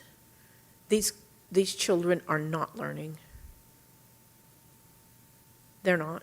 I mean, some of them are if they have the drive and the ability, but it's bad for them to sit in front of the screen all day. How many of you guys sit in front of a screen all day? You like it? It's not right. It's not the appropriate learning environment. What are we doing? We are a school district. We're about teaching children. That's not happening very well right now. We're failing them. We've got the emails. Been told in person, I can't learn this. I don't know how this is going to help. I have a friend who's set to graduate this year. She has no idea how she's going to learn what she has to learn. The problems with the virtual and just all this, and what are we doing? The safety issue is less than the problems. I mean, okay, more people die from car accidents this month, this last year, than died from COVID. Do we tell everybody to not drive? People die all the time, and God knows I'm sorry that death happens. I'm sorry that it happens to anybody, but it happens to everybody, and the world does not stop. When my mother died, the world did not stop. When my father died, the world does not stop for death. Death happens every day, every minute. And I don't mean to sound callous. I don't feel callous. I am very concerned for those that are affected. But I'm also very concerned for the huge uptick in suicides among young people. There are more dying from suicide than from COVID. What are we doing? You say, oh, well, they're not going to. they're not going to reach out online. These children that are in a destructive family situation or that are alone, dealing with problems, how many teachers, how many counselors, how many principals have intervened in situations like that, have saved children's lives? What are we doing? It is not our business to be this afraid. There are illnesses all over. There are children that die from illnesses. God help them. There are children that have cancer. There are children that have every disease you can't even think of. And the world does not stop. Life goes on. No one is ever safe. You're not. You could have a heart attack the next minute. And you all know that. Life is not safe. We minimize. Well, some of us do. Some people are, danger junkies. But as a general rule, we minimize. We try to keep, and we tell the kids, don't cross the street, don't take candy from strangers, don't talk to strangers, don't. But do we keep them in all day? Because more kids get kidnapped now than they did 5 years ago. Do you keep your children locked in your house? We are professionals, our teachers, our district. We are supposed to teach these children in the most effective way possible and safe. We're not hitting it. We're not hitting it. I don't know how many, and I don't have a problem with these people that are pulling their kids out of school. The charter schools are open. They're sending their kids to charter schools. They're homeschooling their children. I don't blame them. But a lot of people don't have that time for homeschooling. They have to work. Not only are we professionals and supposed to love and care for these children, we're paid money to do it. I'm not speaking personally, I'm speaking as a district here. Our community pays a lot of tax money to get their, and then we have responses like, well, it's not our problem if the parents can't be with their own children. Yeah, it is. That's what the tax money is for. It's not to babysit the children, it's to educate the children. And the parents are having to do that job. I love to do that. I love to teach. But there's not enough time to do everything. And this district is the district that gets the money. We're the people that get the money to do the educating. What percentage of these students have to have extra help? And I'm not talking, pre-K through 3. I'm talking 4th, 5th, 8th, even all the way through high school with some of these platforms. They're having to have help, or they're just not doing it. Are we doing what's best for these students? Or are we just trying to cover our bases and be safe? Our students need safety, but COVID is not the biggest threat to our children. Being out of school like this is destroying, it's helping to destroy families, lives. And the options that we have, it's to give options. It's not to say everybody must come back on campus. If you don't feel it's safe, then don't come back. Do virtual if you feel you're getting a good education that way, and if the parents feel safer with that. But for those that need to be back on campus, that want to be back on campus, that feel safe on campus, Why is there no option for that now? We need it now. We're a school.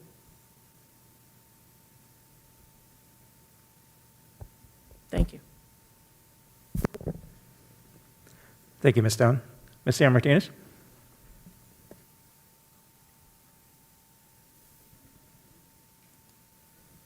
There we go. I'm colorblind, so when I see charts, they're challenging. Thank you, Ms. Stone. Board, Ms. Pangarelli, first thing I will have to say is I've pride myself and the value of this board that we can have conversations, and when you share your perspective, it adds value to the conversation. You bring up some valid points, and so do you, Ms. Pangarelli. And the first I want to address is bringing this back to the agenda. Looking back at the motion, it does state that we would revisit around this time frame, and part of a collective 5 is holding all of us accountable. So by doing so, you are able to do that. I will take responsibility at the confusion of that motion as I made it. I recall that the motion was not clear and there was some fumbling of words, so community, I will take full responsibility of that full motion. I have shared when working with children and as an educator that consistency and structure matters, and hence why at the beginning I was advocating and continue to do for virtual learning for a period of time, and the benchmark I chose was a full quarter. As a result of hearing the conversation at that July meeting, I agreed with my board members that we use data-driven information to make these decisions, and my time on this board has done so by looking at the data. In that vote, it was a 4-1 vote to empower our superintendent to combine and create a medical task force to make a recommendation. So Dr. Reynolds, I'm going to ask first for a very clear statement. What is the direction and the recommendation from you and your medical task force? Thank you for that question, Mrs. Ceja Martinez. When I met with the medical task force, medical advisory team, their recommendation was to follow the state's benchmarks. Thank you for that.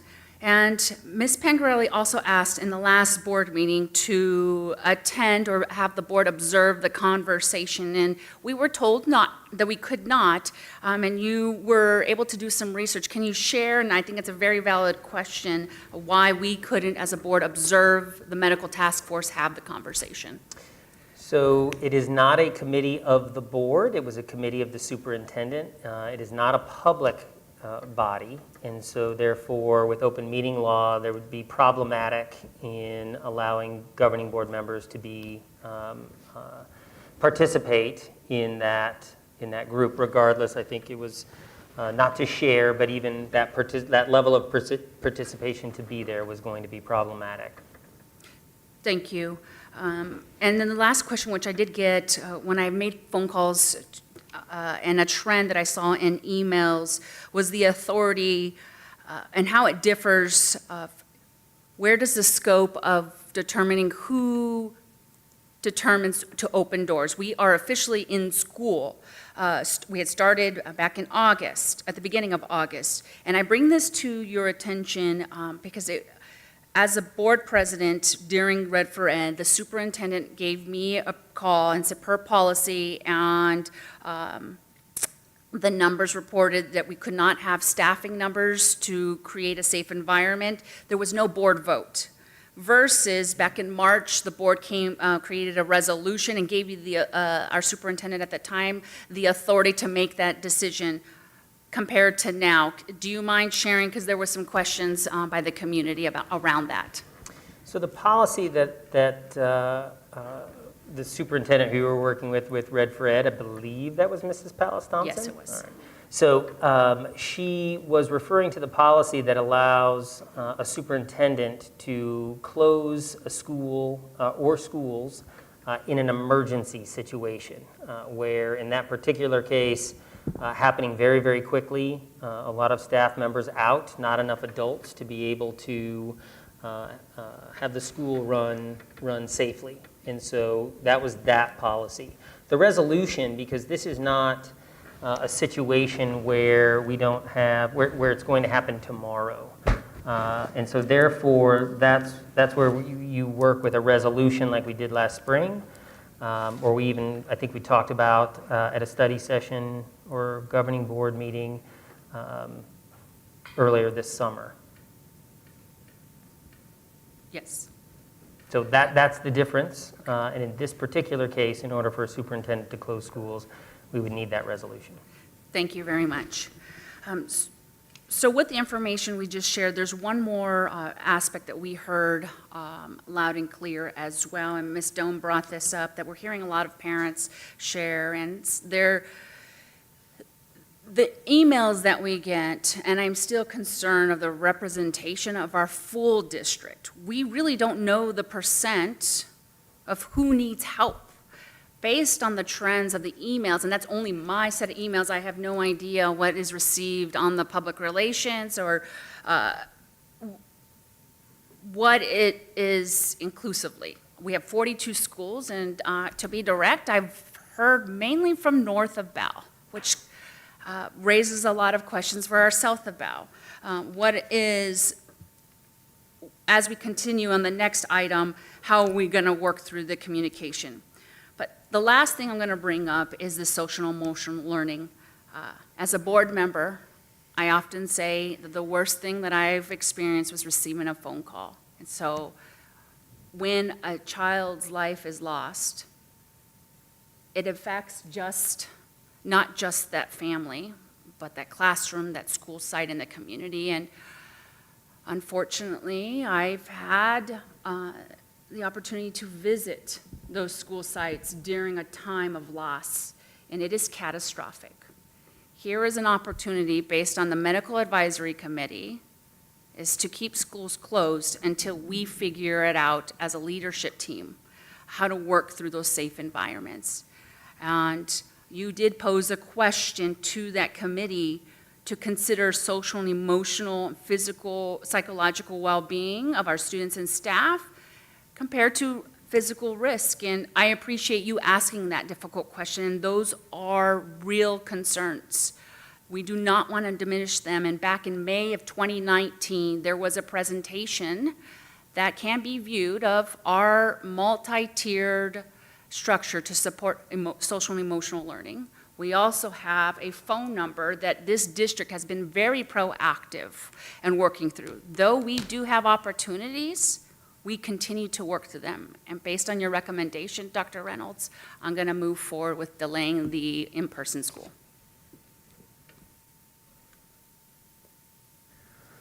Thank you, Ms. San Martinez. Ms. Underhill.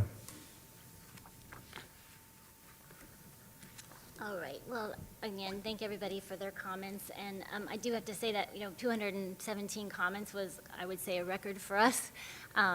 And appreciate hearing from multiple perspectives. And again, this is obviously an unprecedented time, so not unexpected.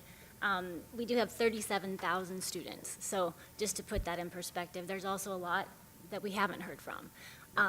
And so I just wanted to kind of put that out there. I would say that all of us, every one of us, and I have a student in the district, obviously would prefer for our kids to be back in school. I mean, that's where they, that's where they should be, that's where they develop. I think we all agree with that.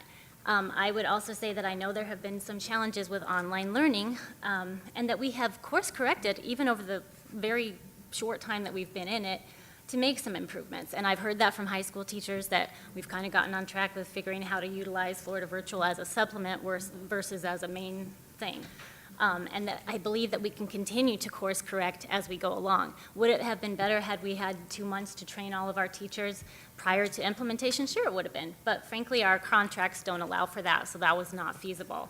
I do believe it is a good product. I've heard from other parents that it actually is working, and they're impressed with the depth of the product. And yes, we still have a lot of tweaks to make as well. I do understand the perspective that we can't live in fear, and I personally agree with that, very much so. And I do feel like our community is definitely going in the right direction, and our metrics are moving that way. I also understand that there are serious social and emotional consequences, and there is some compelling data, although most of it that has been kind of put forth has been mostly correlated to adults at this time. And I understand that there's challenges for the children that live with those adults. but I really feel like if we fail at a reopening, the quarantine and the exacerbated effects of that could lead to additional harm for a longer time for our families. Finally, I would just say that, you know, our governor, our superintendent of instruction, along with our Department of Health, came up with guidance and metrics that we did agree upon as our guidance for our schools to open. I appreciate the clarification around the 7% because I know I personally was like, yay, we're in the yellow, that's it, let's go, you know? And that was definitely put in there by the Department of Health, so I appreciate that. So I guess from my perspective, our decision is in line with our original decision. It meets the metrics. It allows us to enter schools, frankly, earlier than some of our larger surrounding districts because we are giving it that try. We are trying to work through those difficulties and have some innovation so that when we do get officially into that yellow zone, we can hit the ground running and get our kids back in school in a phased-in approach that will allow for our safety in our community, safety for our families, and hopefully not a long-term repercussion of additional quarantines. So from my perspective, I know there is no right solution to this. I feel like we have a moderate phase-in approach that will work, and I believe that we should continue with that until we hit the metrics that have been put forth by the powers, by our state. So, thank you. Thank you, Ms. Underhill. And thank you, fellow board members, for your candor and your comments. And again, I just want to thank once again, Ms. Underhill mentioned the 217 public comments that we received and all the emails that came in from teacher, staff, families, and students. You know, and I don't disagree, you know, with Ms. Pingarelli brought it up. Your return into schools is critical. I think we all would agree that that is where we need to be. I mean, our fundamentally as an education institution, you know, our primary goal is to keep kids in school, right? But when you take a look at you know, when you look at 2019, and we went through a survey for the override, and what was very evident, you know, as we took a look at the line items that that the override would cover, the safety and well-being, you know, and this is from our community, was number one. And I know we all mentioned safety and well-being, and I guess I want to be clear on a couple of things from a safety and well-being perspective. You know, when I talk about, you know, our morals and ethics, it is not to add another, you know, metric to determine whether or not to come back. It is to really think about, as we expand on our opening, because you know, we're doing so now, we are, you know, partially open to our most vulnerable students at this point, that we have those that mindset to determine, you know, what that looks like on site, right? And those layers of safety as our kids, our students, our families return to our campuses. Like I said, I had the opportunity to visit a few sites this week, and you know, different grades, kindergarten, fourth grade, and it was one of the things that was loud and clear to me from our teachers, our site admin, is the same that what we're saying, which is they want their kids back without question, but in an environment that is safe, right? And the good thing is, and Ms. Underhill mentioned it, is we have a definition of what safe means, a guide along with resident experts that we've convened to help us, you know, look at, you know, our on-site protocols and you know, and making sure that when our students come back to campuses that their health and wellness is top of mind, you know, without question. So, and Ms. Zara Martinez mentioned a couple board meetings ago where we as a board voted 4-1 to take a look at, you know, really not, you know, opening prior to September 8th, but to really allow the data and the science to drive us, to guide us on, you know, what, when it's most safe, you know, to begin into these phases that Ms. Underhill was mentioning. And I think that's smart. I think that's responsible. You know, we've had some opportunities without question, as it relates to our virtual learning or distance learning, meaning Florida virtual. But, as we received emails, as I visited sites, it's getting better just due to frequency and time, like Ms. Underhill mentioned. The attendance of, some of these classes that I visited, they were actually really, really good. You saw full tiles of the classroom. So, the kids weren't missing school. And like I said earlier, it was really neat how the children are engaging and adapting, to this environment. But there's no doubt the face-to-face environment is the optimal, position that we want to be in to ensure the success of our students, without question.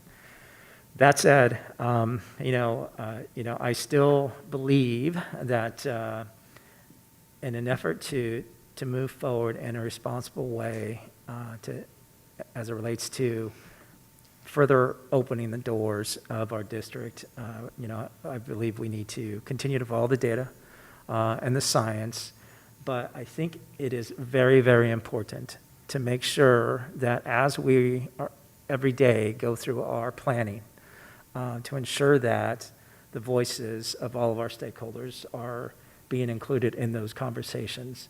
I do believe that, having that knowledge from those individuals who are in the field, meaning our teachers, staff, but our parents as well, and our students, I think it just makes us smarter, and it'll allow us to do this in a way that is right. And I'll repeat again what Ms. Underhill said. This is something that we do need to get right, without question. So that's it. I still stand by, our decision as a board, a couple of board meetings ago, to follow the data and the science to help guide us, as we continue along, looking at when it is most safe to open our doors. Ms. Pingerelli? Oh, yes. I just wanted to motion to reopen schools fully and safely on September 8th, 2020. I'll second that. Ms. Contra, we have a motion to open schools safely on September 8th by Ms. Pingerelli, and a second by Ms. Stone. Board members, please cast your votes. Oh, and President Sanders? Yes, ma'am. I've already closed down since I have to leave soon, so Do you want to can do a I voice vote? Yes. Sure, absolutely. President Sandoval, Yes, may I ma'am. ask for a full voice vote from the full board? Thank you. Sure, you got it.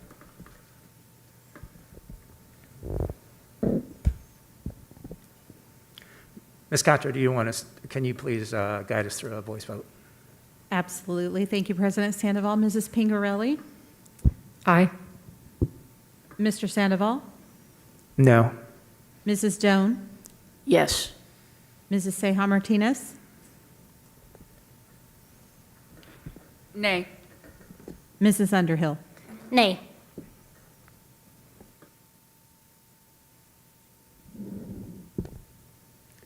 That motion fails 2-3. Thank you, Ms. Contra.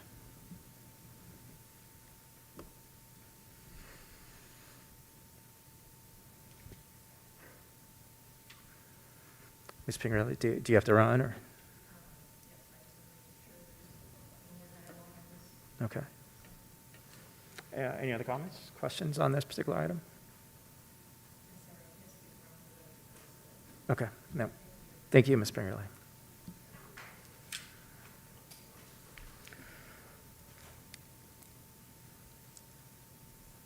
Okay, moving on to 10.3, revised employee evaluation tools. And let's see here, Dr. Davidson.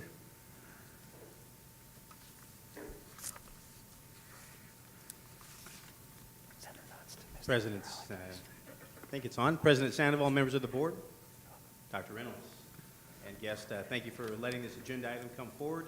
It is one that we are bringing back from, I believe, a meeting in June. Hello.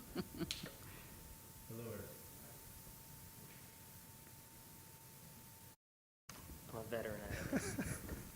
Just need some tutoring, I guess. But This agenda item is coming back from a meeting in June where we were asked by members of the board to revisit some language inside of 4 evaluations from a district perspective down to the site level, as well as a variety of supervisor evaluations from our classified team, as well as teacher on assignment. So with the information that was given that evening, I have brought forth those 4 evaluation tools and have highlighted in those tools some language that may have already been there or just some small minor tweaks to support what I would say efforts in regards to inclusion and shared decision-making, and basically hearing the voice of our constituents inside those tools. So I'll stand and answer any questions you may have, but certainly turn it back over to the board, Mr. Sandoval. Thank you, Dr. Davidson. Ms. Stone, questions, comments? No, thank you. Thank you. Ms. Martinez. Yes, thank you, President Sandoval. And again, I appreciate the work, Dr. Davidson, that you've been working, as well as insights from our superintendent. We have been working on cultivating differences for quite some time, over 2 years now, and it comes in different forms. And I ask that we start with leadership and how that is captured in our evaluations. And I had some time today working through and in the past with some of the word verbiage, so I don't want to go through every single document because we've already reviewed a lot of it. But there are some that I want to highlight, and it comes from a couple of trends that I've heard throughout my board term and even in emails that I'm getting to present day. The first is when somebody speaks up, there's a sentiment that there's going to be retaliation, or if their voice is heard, they're going to be minimized, or some kind of, if there's feedback given, then there are opportunities or challenges with that. So I'm going to first start off with that in mind. I want people to be able to, whether you agree or not with an administrator, a staff member, that people feel comfortable voicing their differences and bringing down the defensive wall. I'm hoping to capture this in that language. I'm going to start off with teachers on assignment. And we reviewed the language where it captures creating an environment of trust and respect, but I'm going to focus on domain 4, professional responsibilities. I would like the board to consider reflecting and embracing feedback on practice. And that's all for that document. So domain 4, 4A, reflecting and embracing feedback on practice. The next one I'm going to look at is site administrator, overview of the evaluation domains and components. And again, I'm not going to go over each component because you did review with me that it still focuses on student outcomes, cultivating, embracing diversity. But this one specifically I'm going to bring up is domain 5, site administrator demonstrates managerial leadership. I believe that where we spend our resources will impact student outcome, and so I would like the board to consider, and I can email this to you, Ms. Contra, this statement is just a copy paste. Bear with me while I pull it up. Again, it's domain 5, site administrator demonstrates managerial leadership, component 5A. I would like it to read, site administrator establishes systems for ensuring all available school resources are equitable and accessible to support data-driven outcomes, to reflect student academic achievement and social emotional learning for all students. I'm going to forward that to you right now, Ms. Contra. Thank you.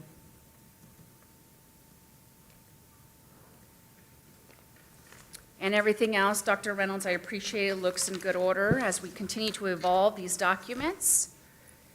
And the last one I'd like to address is district leadership. Domain 2, cultural leadership, and this is, in this section, it's adding one word. In this section, you have highlighted it for us, infusing the work of the adults and students with passion.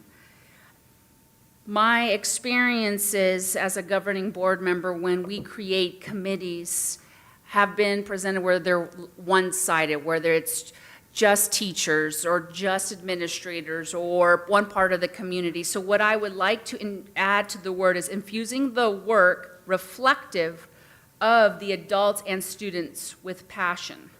So just adding that one word of reflective. And in that same domain, under indicators, efficiency and empowerment creates opportunities for the inclusion of diverse team members' voices in decision-making. Now, no need to bring up the last administrator with our maintenance and operations category. As we reviewed that, you've captured the essence of cultivating differences, empowering, and taking action using different language, and it still captures the essence of what we're doing. And with that, board, I would like for all of you to consider these changes.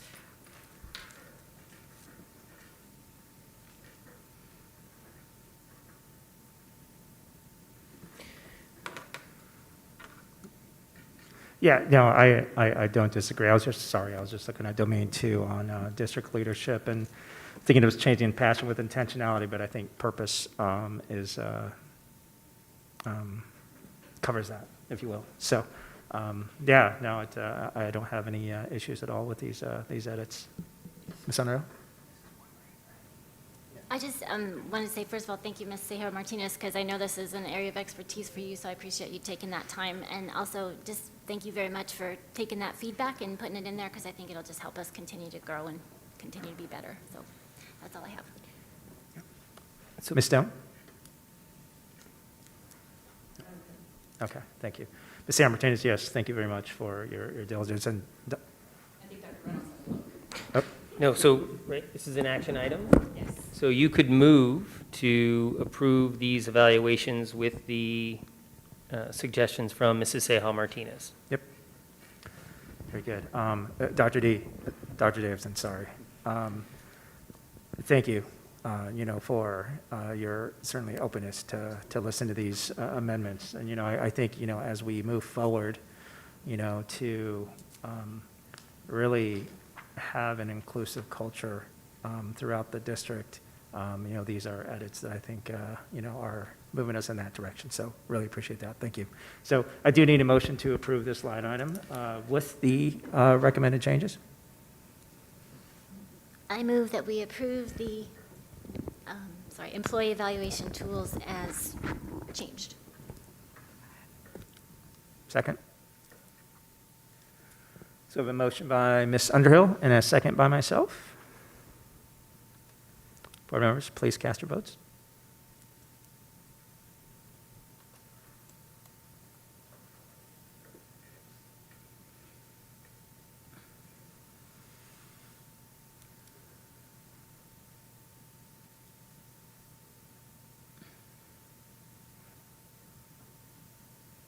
And motion passes 4-0, one absent.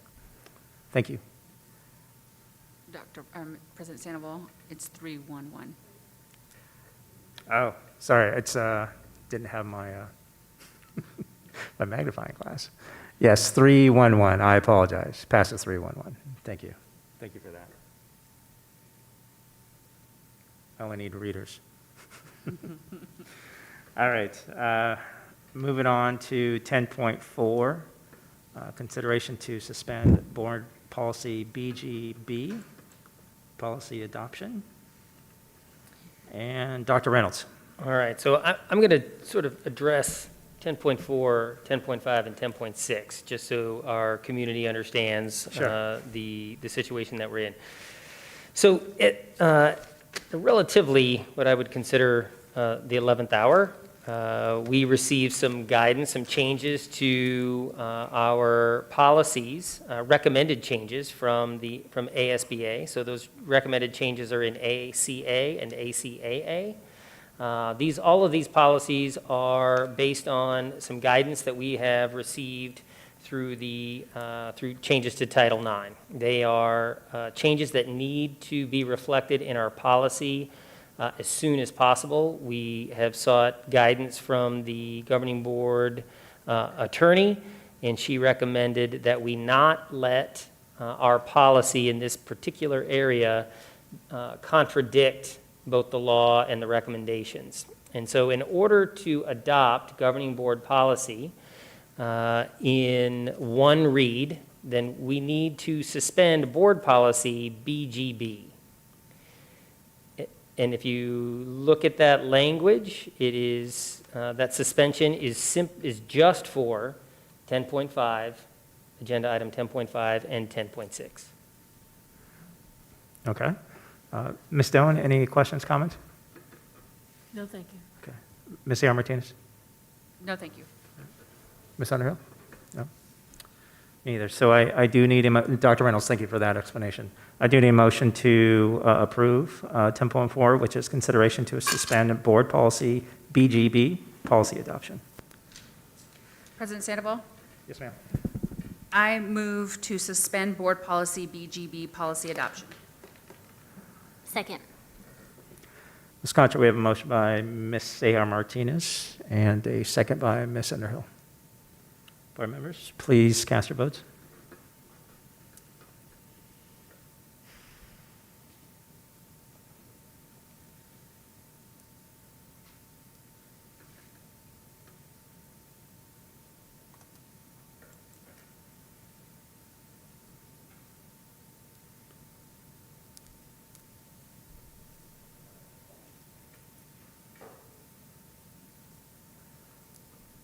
Motion passes 4-1, the one being absent. Thank you, Ms. Contra.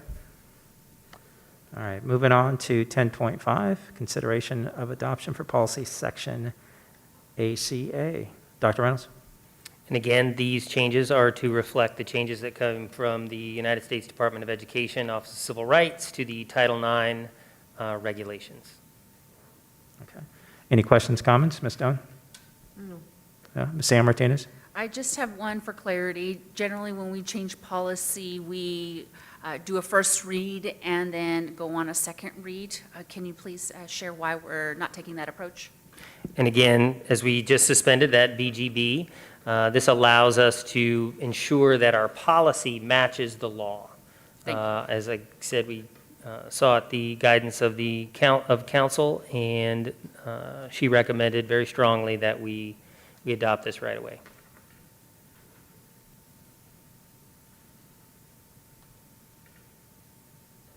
Ms. Underhill, any questions, comments? Okay. I'm good as well. We need a motion to approve 10.5, consideration of adoption for policy section ACA. I move that we adopt, the adoption of policy ACA. President Sandoval? Yes, ma'am. I second that. All right, we have a motion by Ms. Underhill and a second by Ms. A.R. Martinez. Board members, please cast your votes.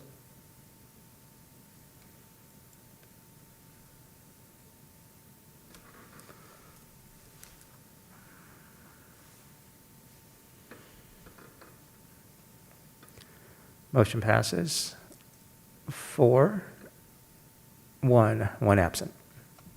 Thank you, Ms. Contra. Moving on to 10.6, consideration of adoption for policy section ACAA. Dr. Reynolds, quick. President Sandoval, everything I just said. Yep, okay.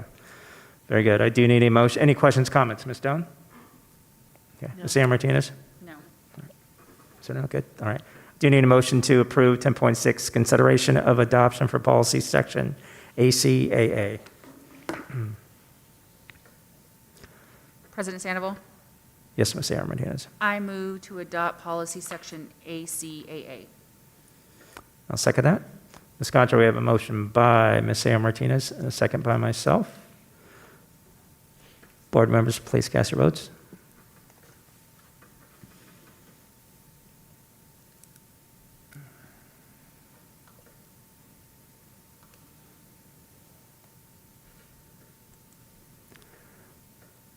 Motion passes 4 and 1 absent. Thank you, Ms. Contra. Thank you, board members. Moving on to section 11, discussion items.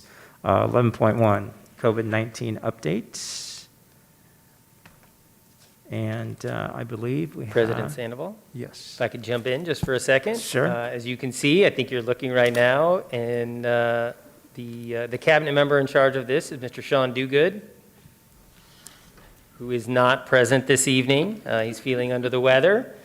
And I have to tell you how much I appreciate Mr. Dale Schuff.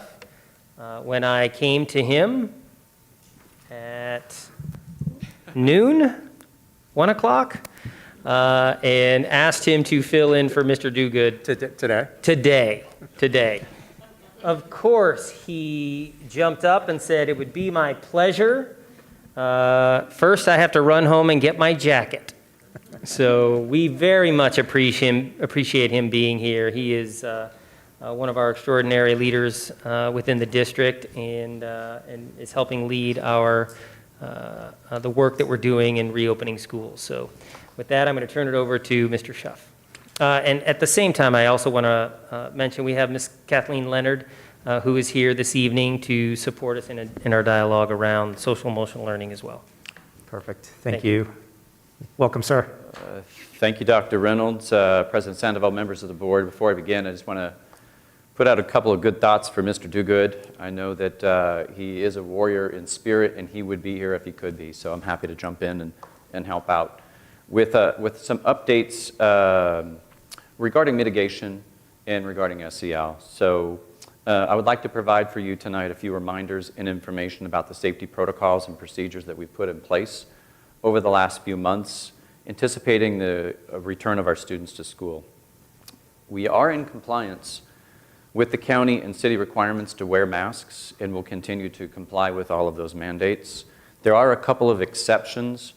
Those that might have a hard time breathing or incapable of removing the mask by themselves from their face. In those situations, we will discuss that scenario with parents and staff to find the best way forward to keep not only themselves safe, but others as well. When we look at health and well-being, we have installed at this time 6 hand sanitizing stations at every elementary school, 20 hand sanitizing stations at every high school. Happy to report that that number is going to increase to 10 at every elementary school and 25 at every high school in the very near future. I believe that they are building the stands for those as we speak. We've also prioritized the daily work of our school maintenance site leads to disinfect high touch point areas, and have moved some of these other routine maintenance items on campuses to district support. At this time, we've already provided PPE and disinfectant to those 17 sites that we referred to earlier that have SPED and on-site support staff since the August 17th opening of campuses. The other campuses will be provided their supply prior to any students arriving on campus. At sites, all sites have received disinfectants. They have been rolled out to all campuses. All secretaries have been informed that PPE orders are ready to be placed at any time. Here is a list of the PPE items that we have readily available in our warehouse, which includes gloves, masks, sanitizers, face shields, gowns, and the disinfectant. Of course, physical distancing will be maintained throughout all the hallways, gyms, and the multi-purpose rooms. In regards to the classroom setup, we have worked this summer to remove non-essential furniture from all of our classrooms to increase space.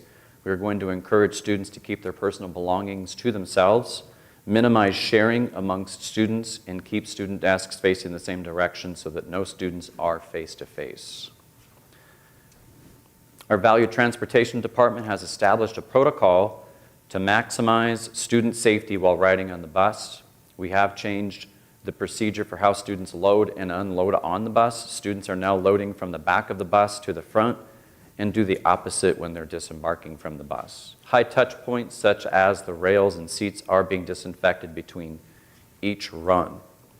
In regards to the arrival and dismissal on campuses, as students arrive onto the campus, they will have immediate access to those hand sanitizers that I was referring to. They will go directly either to the cafeteria to eat breakfast, or they will report to their classrooms. In addition, we are asking parents to make an appointment if they would not like to meet with any staff so that we can limit traffic exposure into the front offices. In regards to food services, we will utilize our entire multi-purpose rooms to help support physical distancing. We will be implementing a no-touch point of sale system. Our staff will place food served in cupped containers, and all lunch tables will face in one direction and be separated so that we can utilize all available space. Before and after school programs, in collaboration with the City of Peoria and our own Kids Zone program in the City of Glendale schools, we have identified protocols needed for our after-school programs. The program size will mimic what a typical classroom would be. The programs will also have students wash their hands upon entering and exiting, and siblings will be grouped together. In addition to limit exposure, families will sign in and out outside of the classroom, and physical distancing will be maintained when feasible. Each child's belongings will be kept in individual bins, and students will receive a temperature check upon their arrival in the morning. One of the most important aspects of our safe return was building a cohesive plan to support our students' social and emotional needs. We have referred to that many times tonight. Some of our most meaningful discussions this summer around leadership were around the processes and activities that we could use to welcome our students back on August 5th. We did ask ourselves, how do we build strong, positive relationships with all of our students, including in a virtual environment? We devoted specifically and strategically the first 8 days, the first 3 were those first 3 half days, and into the following week, to build community and digital competency. We ask our staff to make positive personal phone calls with every staff or every family, not staff, but family. We reminded staff about how important it would be for our students to hear their voice and to see their face and to start building that connectivity as much as we possibly could. In addition, we ask our teachers to develop routines for daily learning, including morning meetings, fond farewells, if you so to speak, at the end of the day, and a time to focus on the social and emotional needs of all of our students. We have asked Dr. Marshall Walters and Kathleen Leonard, who is over to my right, who both lead our social and emotional learning departments, to give specific guidance to our teachers and administrators in this area. As many of you are aware, we entered the school closure in March. We established the school support line. This line is active today. It has been active and will remain active and available to all of our students throughout this year. We are systemically well prepared and ready to welcome all of our students back to our campuses when the time comes. At this time, I would like to turn over the rest of this presentation to Mrs. Danielle Airy to discuss what happens if an employee or a student tests positive. Thank you, Mr. Sheff, and good evening once again. President Sandoval, members of the board, Dr. Reynolds, and guests. Of course, it is top of mind for everybody. We hear from parents from time and time again around all of these what-if factors. And so what will it be like if you have a staff member that tests positive? What will it be like if you have an employee that tests positive? And I won't go through and read this slide to you talking specifically about an employee, and we have one related to students as well. It's more to illustrate to you and to our community that there are processes in place.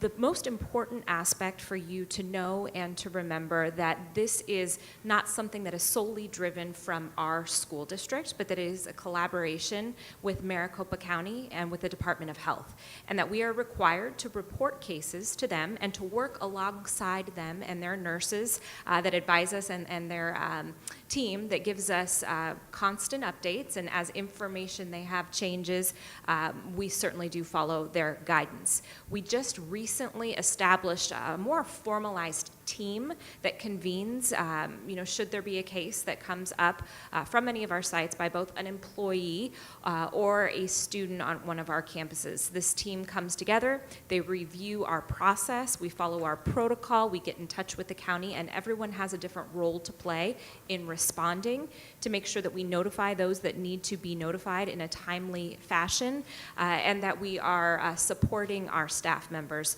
Certainly I know Dr. Davidson can and speak to any questions that you may have regarding that. But this team is ready and willing to report in both of those instances related to an employee or a student. At this time, we will turn it over to you should you have any questions, or Dr. Reynolds, if you have anything further you'd like to add. Mr. Chef, thank you. Ms. Airy, thank you very much. Ms. Doan? I don't have anything further. Okay. Ms. Sarah Martinez? Yes, I do. Thank you, President Sandoval, administration, for the presentation, and welcome. Thank you. A couple of things, as we've gotten a lot of emails and trends, and first and foremost, Dr. Reynolds, thank you for staying in contact with the board members. You've shared that you're taking a different approach, and I'm bringing this because I see a lot of social media as well, and you hear the phrase, well, there's a rumor. Your approach has been different and noted, as in the past, where you're taking your plan to the front line, because there will be a point and time when we do come back, and it's great to hear that you're including the frontline side administrators who work closely with our students. So the emails that we get from staff, you have every right to be concerned as these plans will continue to evolve as we get ready to open these schools. I encourage you, we are always welcome to take these emails, but as well as Mr. Duguid is part of that task force. So I just have a simple question for that. These ideas that you're gathering from the front line, if they miss an opportunity to join a round table, where is a good place where our staff can send it? And I think if Mr. Duguid were here this evening, he would say, send them to me. You or him? When I said me, I was being Mr. Dogood. Okay. No. Okay. I mean, quite honestly, joking aside, you could send it to any one of us and we will find. But Mr. Dogood is our point person, and if you really, those suggestions, those ideas, when you see something, if you think, oh man, if we could just tweak it a little bit here, it would be so much better. Please let us know. Send those right to Mr. Dogood, and he will work with whichever team is directly responsible for that area. So great question. Thank you. Thank you for that. So, sorry, Ms. Amber. So along those lines, I mean, from an efficiency standpoint, and really from a bandwidth perspective, right, does it make sense to have somewhat of a central depository, whether it be people could submit it to a info at, and I'm making this up, PUSD, or there's probably already one of those, or info at, COVID-19, or something that it gets sent into a depository, but then it flags maybe some or a couple individuals' emails saying, hey, this just came in, and then it kind of gets distributed from there. Because I think if it's more streamlined, I think we have our efficiency rate, our reaction or response rates, and how we actually become a solution, for some of those ideas, becomes a little more timely. Because if they do send it to you, I'm sure you get probably, hundreds. I get a few. On a daily basis, and then Ms. Airy the same, and Mr. Chef, I'm assuming, the same, right? So I just a thought more than anything else. No, we appreciate that. And we do have a central location. Miss Airy and her team do an extraordinary job staying up on any of those emails, feedback that comes through social media or through our school district email. So they do a great job with that. If you're referring specifically to employees, I do believe that Mr. Dogood is the most efficient person, or sending it to Mr. Dogood would be the most efficient process, because he is living it and breathing it every single day, and he can act on that very, very quickly. Okay. Excellent. Thank you. But just as a reminder, for our community, please Yes. utilize the resources that we have, because Mrs. Airy's team does a wonderful job. Perfect. So thank you for that. Yep. Yeah. And that's a great point, is community members as well, the board, anytime any of us would respond, we do forward it on to Mr. Dogood as he is working through those as well. Thank you. I do want to bring up some emails that I also have been receiving, and I'm going to ask from direction from our superintendent. As an educator and hold a certificate in teaching, we are mandated reporters. I'm not aware of the school board of any requirements, but as we continue to hear concerns from parents and pictures, I've always been trained in the Peoria School District to take them seriously. What is the guidance or procedure that if a board member receives information that is concerning to a student's well-being, what is the protocols? What I would say is if a board member receives that or has a concern, contact me. And I will make sure that that the right people get on that immediately. If there's a parent or a community member out there that has a concern, specifically, I guess, a parent, regarding their own child or another child, please contact your school immediately. There are wonderful people, highly trained educators, highly trained staff members there who will be able to address those needs. We have a wonderful support team led by Ms. Leonard, who stands ready to be able to address a lot of those needs. And if we can't, we have the resources, connections to city, state, county to be able to help us in that area. Thank you. Sorry, Ms. Aya. To kind of just piggyback on that subject, so can you walk us through the process? So when somebody calls the hotline, there is one or a couple individuals, I'm assuming, on the other end, in case we get an influx of calls, right? And then how those calls get triaged, right? Or even sourced based on why the calls come in the first place. But can you speak a little bit just to that process from a student and or, even from a staff perspective, unless, Dr. Davidson, unless from a staff regard, if that's a different procedure than the hotline. But yeah, if you can talk about the hotline a little bit, Ms. Leonard, and that process, and just kind of walk us through from end to end, as if you're calling. Thank you for the question, Mr. Sandoval, President Sandoval, board members, colleagues, Dr. Reynolds, thank you for having me here today.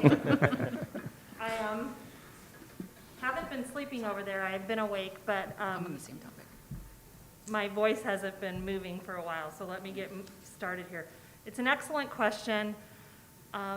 We are very excited about our student support line. We don't get a ton of calls right now. Right now, we're probably getting about 4 a day. Those calls typically are more about frustration over maybe some technological issues or just some other areas, but probably 2 or 3 times a week, we get some very serious calls that really need the guidance of a mental health professional, which both myself and Dr. Marshall Walters are both mental health professionals. Right now, we are the ones that are taking those calls. However, we have, as we go forward, and we've asked to have this student support line continue beyond the school year, beyond the summer. We want it to continue. We want to make it even go further. We are in the process of creating one of those emails that you just talked about, a centralized place that people can also email us as well, whether it's a teacher who has concerns or questions about student support, a parent, or a student.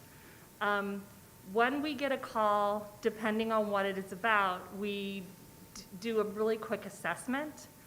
For example, if we had a parent call and say, I'm concerned about my neighbor's children.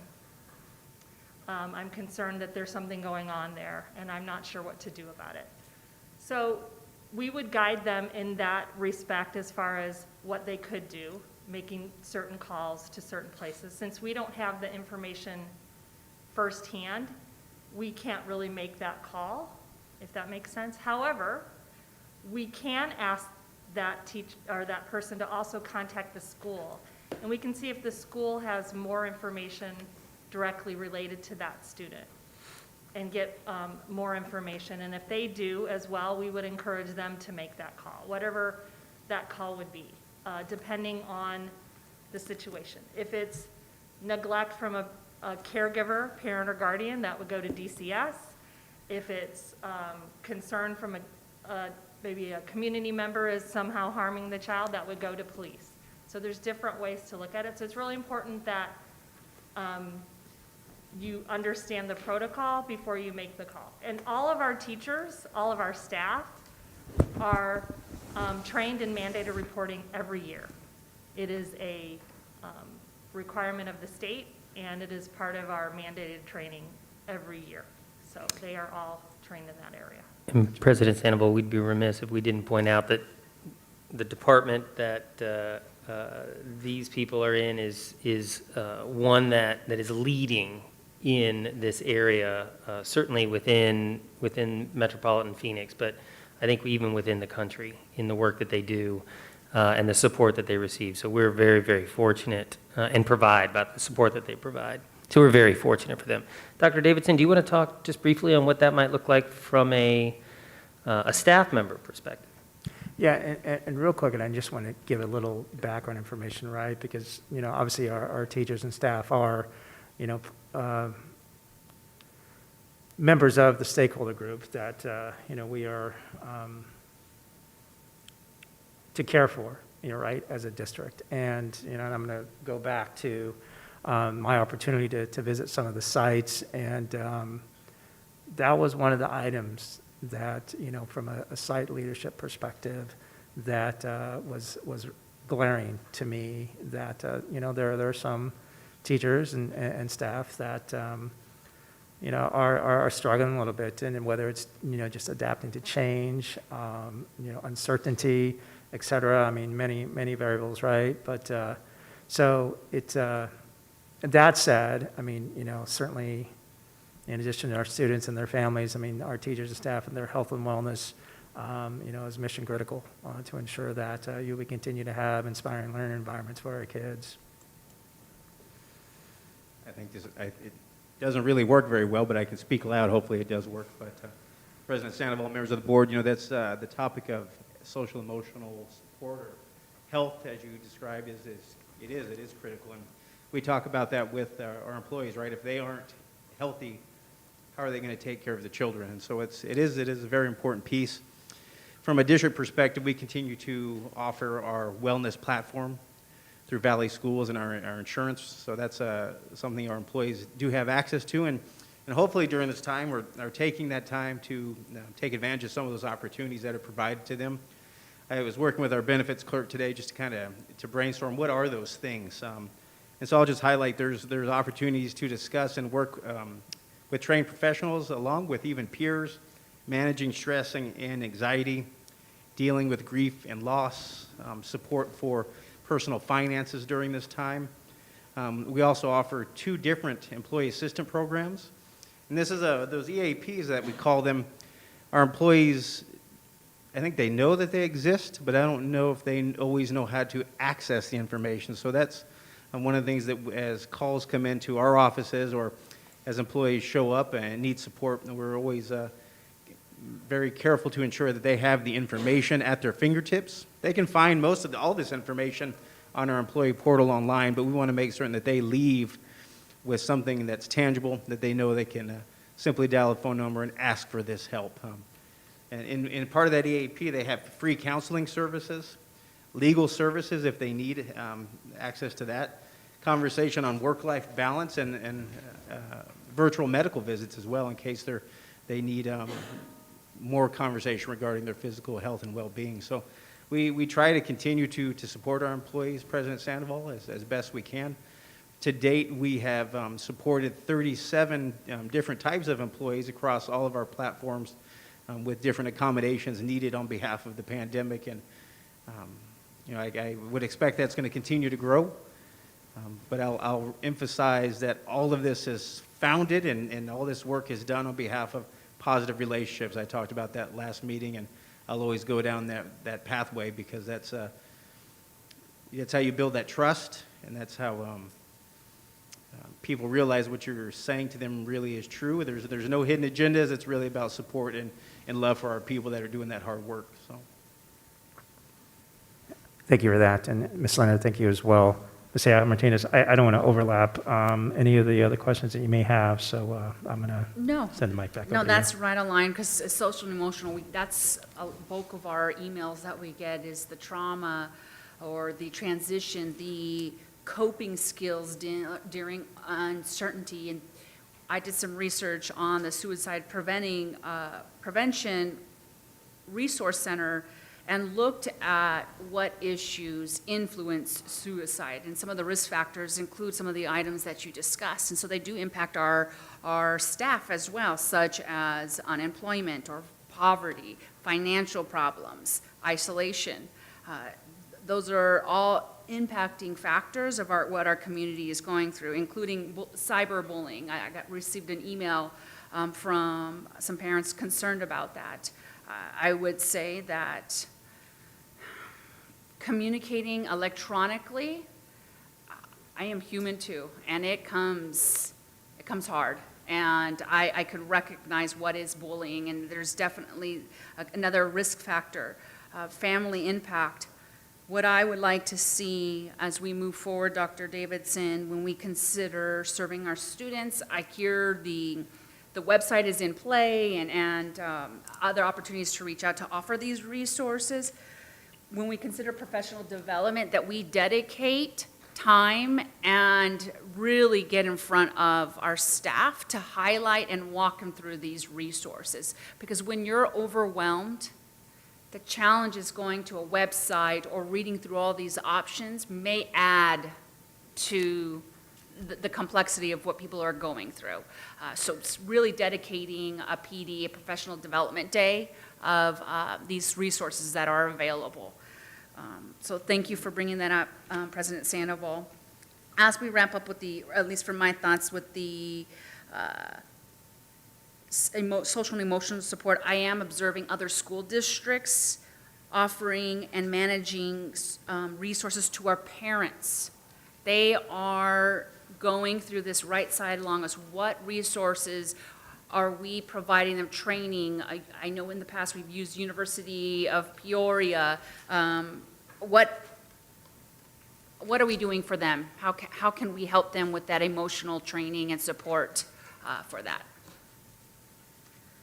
Thank you for that question, President Sandoval and board members. We are very fortunate in some respects that we were able to hire 11 social workers for our district this year.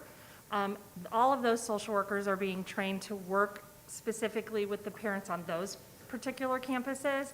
They're having forums for parents, just kind of town halls to discuss the different areas of need.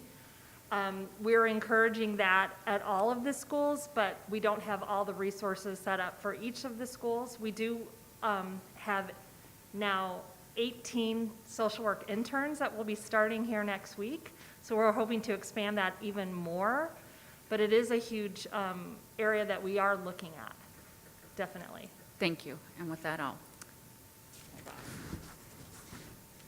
Ms. Sarah Martinez brought up bullying. And, as we are in this virtual world, and this may be a question for you, Mr. Chef,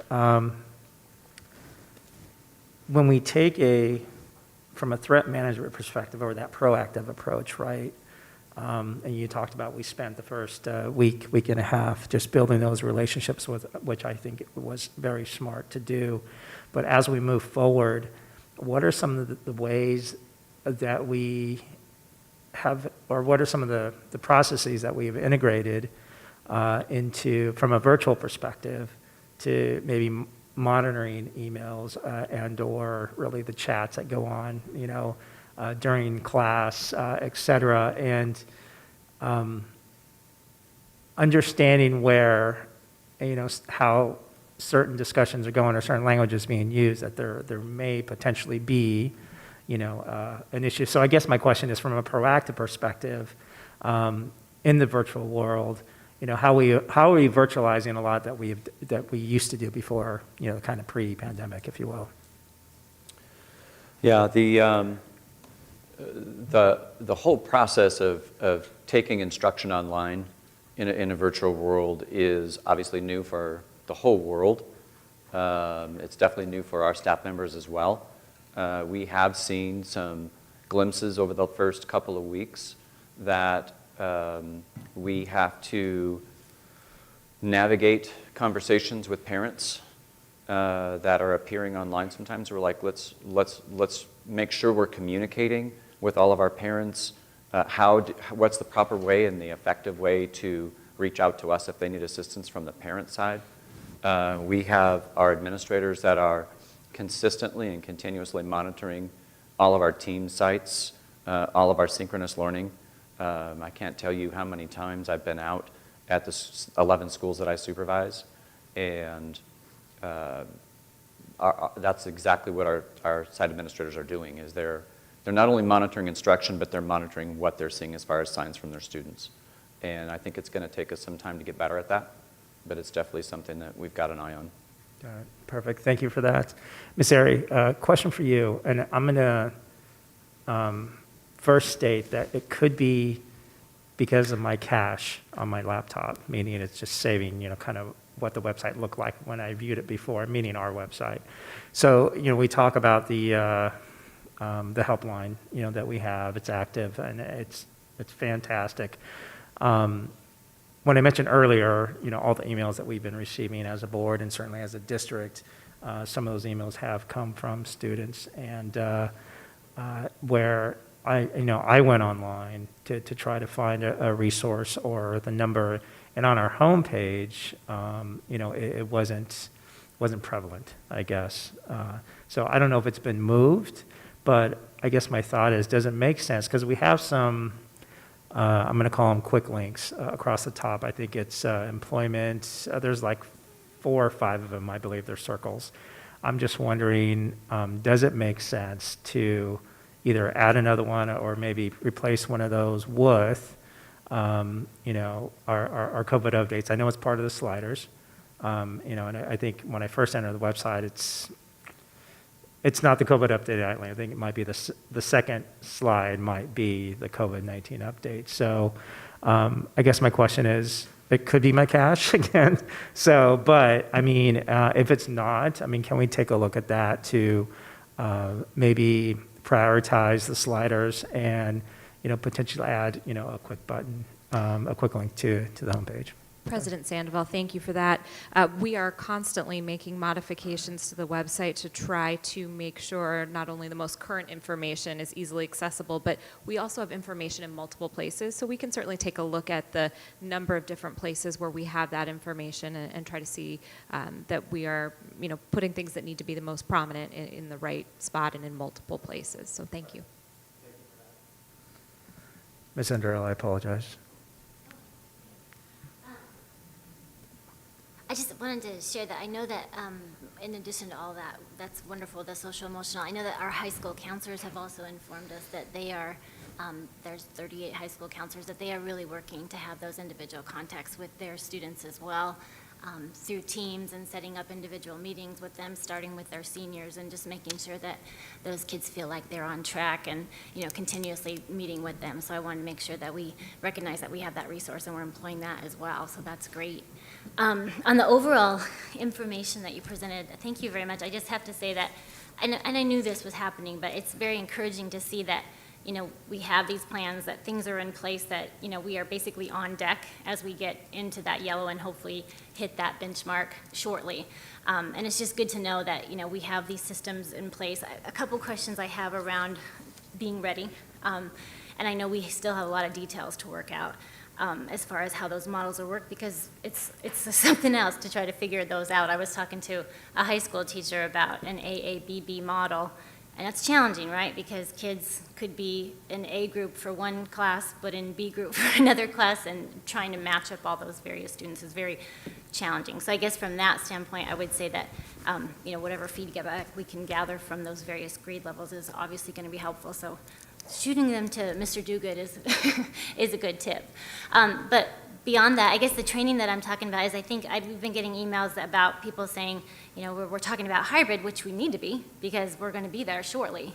But their feeling is that we don't know what that looks like. What does that feel like? And so I just want to, and I know we're working on that. But my question is, as we're working on that, we'll be putting together kind of like I don't know if it's a training or a manual or something like that, so there's like cohesive understanding of what it means to sanitize your room or clean the surfaces, or, you know, what that looks like, because I guess I get the feeling that a lot of our teachers, even though it's there, and I know that this group and our leadership talks about it continually, but I just want to make sure our teachers grasp that, because I think once they do, they'll feel more comfortable with that, and we need to be ready. So can you just speak to that a little bit about that training? Absolutely. One of the things that we've recognized through the feedback that we've received from teachers and administrators, from staff across the district, is that we need to do a better job communicating what is next, what's coming up. And we have talked over the last few weeks about providing, well, let me back up. When we invited our special education teachers and their students to be coming to our campuses a few weeks ago, we provided a district-wide teams meeting where we covered a lot of these items and invited everyone to come in. So from that was so successful that we started to plan, what will that look like as we start to bring teachers back in a hybrid model and recognize. So we've been talking about some ideas. What we need to do is make sure that our teachers know that that's coming, right? So they're not just wondering. And so those are the conversations around that. But we're looking at maybe some modules, one around how your classroom looks from a cleanliness perspective, maybe one around that hybrid model and what does that look like in an A-B model. And then how do you support students in that area? So we're looking at some modules that teachers will be able to tune in through Teams, and we'll be able to hit a lot of people and train a lot of people at one time, so that they're aware of all the things that we'll have to offer to support them. That's great. No, that's good to hear. I don't know if I can talk about Florida Virtual, because that was like in the previous agenda item. President Sandoval, Ms. Underhill, before we get off that, I wanted to ask a question, and I don't need to restate the question I already had, but I just wanted to add, in regards to quality assurance of like cleanliness of rooms, is there something in place that you're considering, a random sample of 25%, let's say example of 100 rooms you're cleaning, and 25% quality assurance that's meeting the standard of what is considered safe or clean? Has there been something in place for a risk analysis? So I do know that our operations teams in facilities are focused on that, and we can provide you a more detailed explanation of that as we move in through the next few weeks. Mr. O'Neill, I apologize. To kind of continue along the lines of these modules that we're talking about in the training and ensuring that our sites are ramped and ready to go, right, when I'm going to say turn the switch on, and I know it's not as simple as that, but there's a lot more to consider. But, again, our goal is to get our kids back into the classroom as soon as possible, right? So, when it's safe. So when that happens and we're able to move into that mode, how are we informing the modules, right? So, and if we're not doing it, does it make sense to, have, mock up some classrooms and scenarios and that, walks a teacher, a student, and or a parent, what it may get their feedback on, here's what we're thinking on how to look, when we open the doors. What are your thoughts, right? Even from a cleansing perspective, what that looks like from a teacher's eyes between classes. They don't have a ton of time, right? When you have, 20 plus students leave and then, 20 plus come back in. Just all of those nuances that take place on site, does it make sense to run through some mock-ups, some mock scenarios, even to the point of,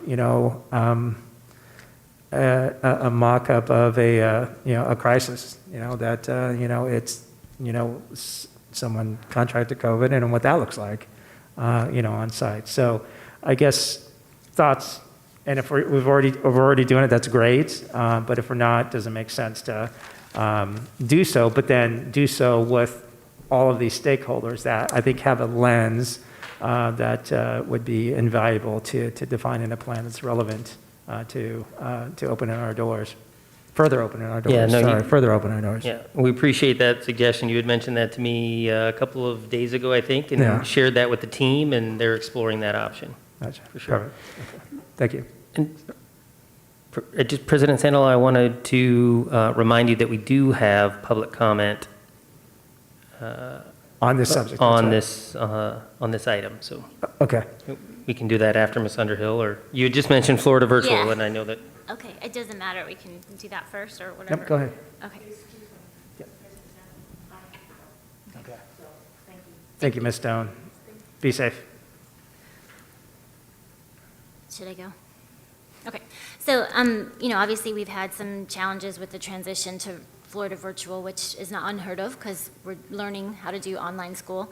So my question is, I know we have made, like I said before, some kind of course corrections in regard to the upper grades and how that, you know, teachers can work with that as a tool.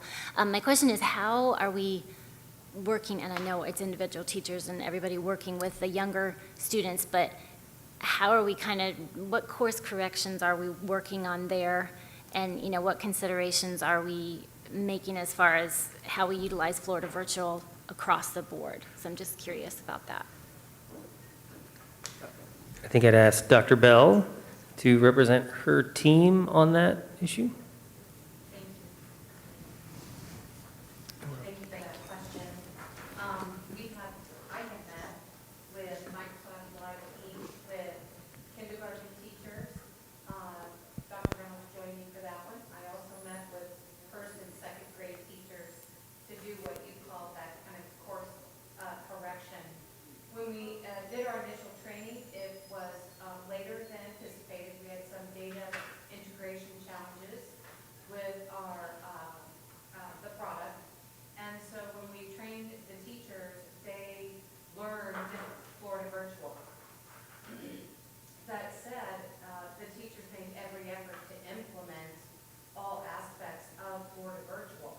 What I asked the K-2 teachers to do is slow down and think through what they're assigning students. It will take time for students to build perseverance and capacity because this is their first long-term experience in that virtual world. Therefore, I suggested to teachers that they didn't need to implement every single component at this time, like every pre-test and post-test, etc., as they get started. So the first 8 days is focusing on building those relationships and trying to show kids how to access that platform and that technology was kind of a challenge. Knowing that, we also knew that for young learners, they really do need a side-by-side support. And so that put parents in that role. And to that end, we're trying to relieve some of that with the use of Microsoft Teams, live teaching, teachers doing the live lesson for the Florida Virtual content, and assigning a very limited number of assignments as opposed to a whole module. In addition to that, we've also made some of those corrections, course corrections, if you will, by supporting teachers with some of those online resources to supplement Florida Virtual at that high school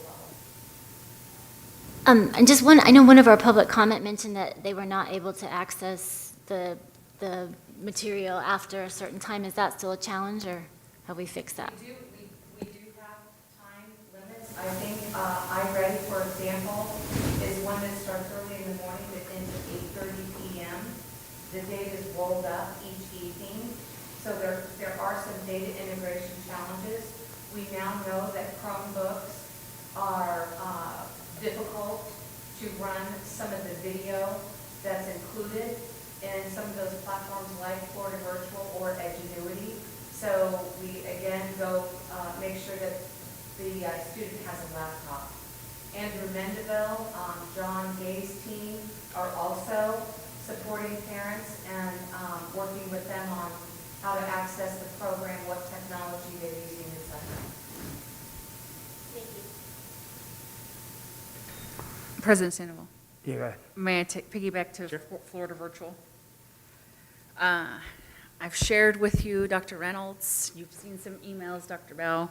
I am not fond of Florida virtual. I have children of my own, and I've had the opportunity to ask their peers and pulse that. I just want to, first and foremost, recognize, especially for the community, these decisions were at the district level, and our teachers and site administrators are doing a phenomenal job maneuvering the waters. And the responsibility relies on us on those opportunities to address. The first question, I just want to get clarification because I'm seeing some emails and social media posts that parents are have been given the opportunity to not participate in Florida virtual. And the last board meeting, what I remember was, and please correct me if I'm wrong in interpreting what you stated, was teachers have the ability to use Florida virtual as a resource. Now, I also, just to give Florida virtual kudos, I've heard great things from some parents and some students like that, and that's to be expected with any program. But in regards to autonomy and making decisions with the teacher to provide the best individualized learning, what autonomy does a teacher have? And how do they offer that to the student? Thank you for that. We wanted to narrow the focus of the number of resources that are being used based upon feedback from last spring. So we did go out and purchase a widely used tool in Florida Virtual across our country for virtual learning in hopes to give some additional resources at those teachers' fingertips.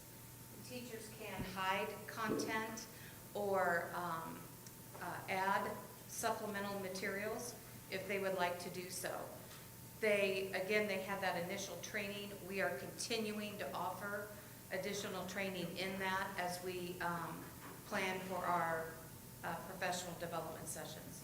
And Mrs. Ceja Martinez, remember, why that curriculum is so critical is when we move to that hybrid model and students are spending time, more and more time in an asynchronous environment, that curriculum, that ability to interact and learn from is going to be pretty critical it will be critical as we move through that hybrid model. And Dr. Reynolds, you make a very valid point, is the why. I think that's the misunderstanding of even our site administrators. How do we communicate the why in the message when we are in a fluid situation? We're in virtual and we have a phasing plan of moving to a hybrid and so on, but why it's so important to utilize these tools.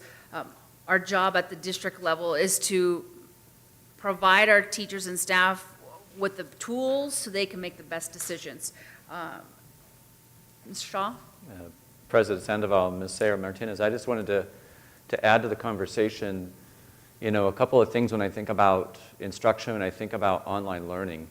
One of my favorite phrases came from one of the authors that we had come out to our district a couple of years ago who wrote the book Bold School. And he wrote on page 1, and it's so moving, teachers are better than technology 100% of the time. And so when I think about, and I hear your question about autonomy in teachers and what's necessary for them to be successful and what we need to pivot to, and how you kind of worded that, Ms. Underhill. I personally think about Florida Virtual. There's several different ways that you can use a software package for instruction. You can flip the classroom, so to speak, which is kind of front-loading where the lesson is going to go. And I think that's a sound strategy. You can use it as intervention after the students have already gone through Florida Virtual to see and kind of assess where they're at with their learning, and then come back with some Microsoft Teams synchronous learning to see, let me address where you were at while you were in Florida Virtual. And I wouldn't even say it's a nuance, one of the most effective ways, whether it's Florida Virtual or any other type of a software like that in the environment we're in, is to teach through Florida Virtual. Teachers are the most important aspect of controlling pace, of controlling the modeling that's necessary for them to understand, whether it's through Florida Virtual or whether it's in person. Teachers are the most essential piece to do a check for understanding to see where their students are at. Teachers are the most essential piece in order to determine whether they should pivot and whether they're ready for guided practice or whether we need to wait. What we shouldn't do is assign students, whether it's in class or whether it's through Florida Virtual, to any type of instruction or practice when they're not ready. And I think that this adds, as we're learning, and our teachers and all of us are learning about how this looks in an online environment, we don't want to give up this precious time with our students to a tool. We want to guide them through the tool. Thank you for sharing that. We definitely don't want to demonize technology. It's supposed to help bring up instruction, and we know as educators that the teacher is the most valuable resource for that interaction.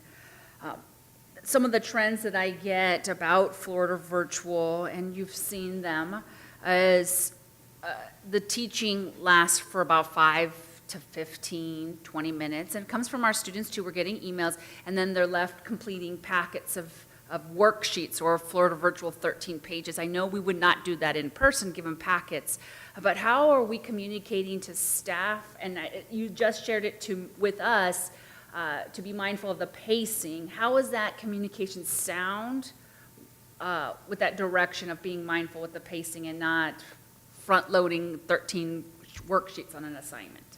That's why I met with the K-2 teachers within the past week to discuss what exactly they're assigning students and doing that front-loaded teaching that Mr. Schuff was talking about. They have to do that for students to feel successful in the program.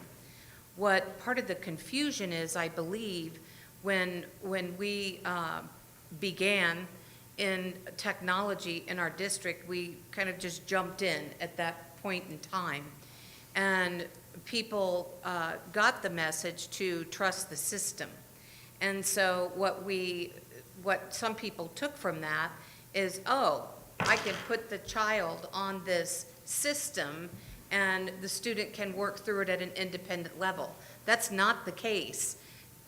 In what we're talking about in terms of the role of the teacher doing that instruction in that launch lesson, guiding kids through it, particularly our younger students, to ensure success, rather than placing them in a program and having them work through and actually maybe do work that if the teacher really dug deep into that, they would hide some of that content or in fact modify it. So we've got work to do in terms of professional development, and that has been our focus around those tools and virtual teaching and learning. In fact, the author of that book will be with our administrators about flipped classrooms on September 9th. Thank you, and I would encourage that if we have any emails or feedback from parents' experience that their child, that you seek out that teacher to help present some of that professional development and collaborate. The last thing on the Florida Virtual is I want to switch to the high school level. We focused a lot on the elementary, and I see that firsthand because I have an elementary student. But with the high school, I know that we have eCampus. Help me understand why we're choosing Florida Virtual for eCampus English, ELA, and not using eCampus, as there's already a structure or curriculum in place. When we met with our high school team and looked at Florida Virtual, we really wanted to use the platform that had the most courses for consistency. And so this year, we did use, we went with Florida Virtual. Teachers can use some of those eCampus resources as well to modify. If the course is not offered through Florida Virtual, and many are not, we are using eCampus and Edgenuity. We also have our CTE courses, and in fact, all of our eCampus is accessed through Moodle. So we do not have a single platform at the high school. We are trying to give teachers the resources that they need in order to deliver that content. Thank you for that explanation. At least from my perspective and my observations, it is what's bubbled up as an opportunity in the futures. What I heard was consistency. If we're looking at offering English language arts at the high school level and we have an e-campus platform, but we're not consistent in our approach, I would question, and if I go back to a site administrator evaluation tool, it said holding the standards to the highest level for all academic needs. I would question the consistency of holding those high expectations, specifically that subject, because that's what I'm exposed to.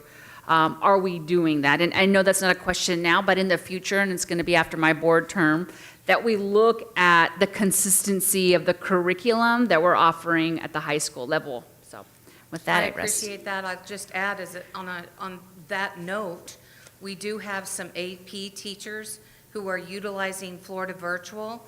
They now have an online AP text and literary resources that they have not had before.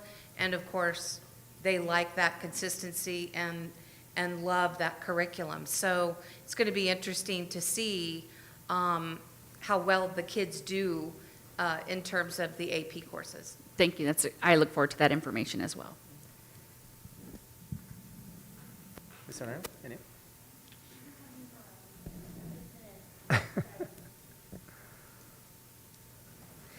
I know that we're in a continuous development process, and I know that there'll be more to come. So just thank you for keep on keeping on, you know. All right, just a couple more questions. With our substitutes, how are we working to be proactive to develop a bench of substitutes that are versed at our Florida virtual online platforms, et cetera, in the case that a teacher gets ill, whether it's COVID related or not, right? Just, can you speak to a little bit to that, Mr. Davidson? I will do my best. President Sandoval, members of the board. As I stated last meeting, Mr. Sandoval, Ms. Thomas and the IMT department is still working through that process in which a substitute teacher could have access to a classroom of students in this online environment. So in terms of the bank of individuals right now, those that are able and willing to serve as substitute teachers are serving as long-term subs. So they are assigned their own class and are doing things through Florida Virtual or our teams, for example. So we do have, I think last check, it was about 17 or so individuals that are working in our classrooms as, certified substitute teachers. What I do know that, and when we know again, as we talked earlier, our staff has a variety of needs, and so what we've been having to do in this virtual environment is if a teacher resigns, is out for FMLA for whatever reason, or just just isn't available, our schools are redistributing the students if it's for any period of time greater than a day or two. And if it is not what we find, and Dr. Bell and Mr. Schuff can speak to it, our principals are serving as the teachers. So, our site administrators, our academic coaches, I think it's all hands on deck right now so that our students have access to quality instruction. So, probably not the best situation from a long-term perspective, but that's why, again, we'll be using this data and the decisions made tonight to keep building out that plan. Our high schools, as you could guess, also are very good and quick to move or pivot, as Dale talked about, when teachers aren't available, splitting up students using what we call extra sections for our high school teams. I'll share with you now. We have an automotive teacher, for example, who is at a different campus, who has picked up 2 additional sections of automotive students while he is, as he's teaching another campus of students. So we're being as creative as we possibly can right now. And I think our staff, for those that are able, are doing okay. They're working hard, and I certainly want to appreciate that. But that was a roundabout answer. We gave you a lot of information just to kind of help you understand where we are. I'm sure I'll ask the same question next time. No, thank you for that. And there's no doubt that, in a crisis, it does bring out the creativity and innovation, of organizations. And is those organizations that will sustain and be successful. So thank you for everybody's forward thinking. Dr. Bell, it might have been few board meetings ago, but I asked about ELL. Can you speak a little bit to that and how it's going today with our ELL students? I can. I met with Mrs. Laurie Little today about these students. They are on our list of kids that we would like to bring back sooner rather than later for additional support. We did purchase a home tool, Rosetta Stone, for students just for that level of practice, if you will, if it was appropriate for that student. And so we also have at particular sites the purchase of another online tool. You've probably heard of that before, Achieve 3000. And that has a variety of languages that support students in ELA.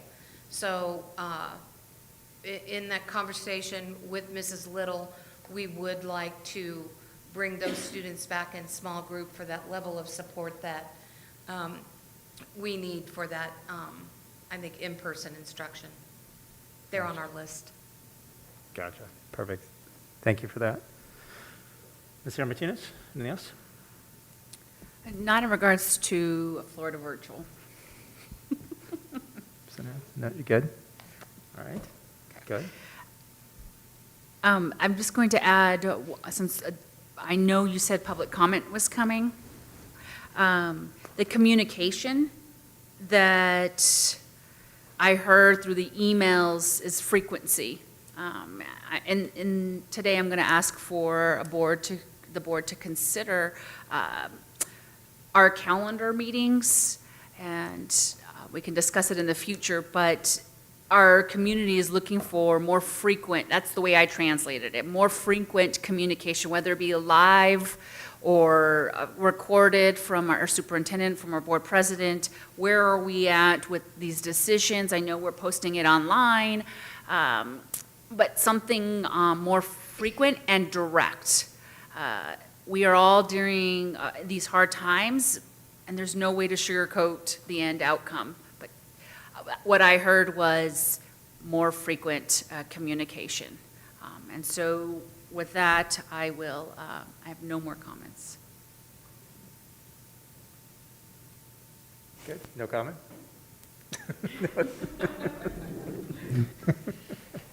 My comments get shorter after 9:30. So no, duly noted. Thank you very much. And that is something, as we've mentioned, several times, we're working to improve that and get that information out to a variety of stakeholder groups, including our students. Yeah. Perfect.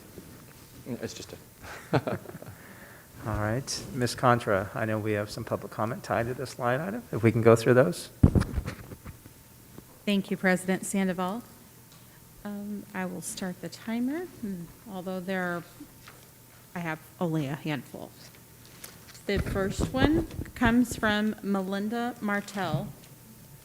My name is Melinda Martell, and I'm a graduate of the Peoria Unified School District, as well as I have a kindergarten student and sixth grade student at Lake Pleasant Elementary. I believe wholeheartedly this kindergarten Florida virtual is not conducive to kindergarten learning experience. This program is fine for older children, but not for a 5-year-old that does not know how to type and read. I do not think hours and hours on the computer is beneficial for either of my children and have noticed a drastic change in their behavior. They are short-tempered, angry, and easily frustrated. It has overloaded them. I think a simplified approach to kindergarten needs to be taken into consideration and get rid of Florida Virtual in its entirety. I think I ready both math and ELA versions are easy enough for a 5-year-old to navigate. I would appreciate more assignments that we can do at our leisure and easier to spread apart over certain time periods. We have been asked to be flexible, and I truly have been, but being a single working mom who goes to school and is now being forced into homeschooling has been anything but easy. I would appreciate looking into this situation and finding an appropriate solution to make this easier, more manageable, and age appropriate.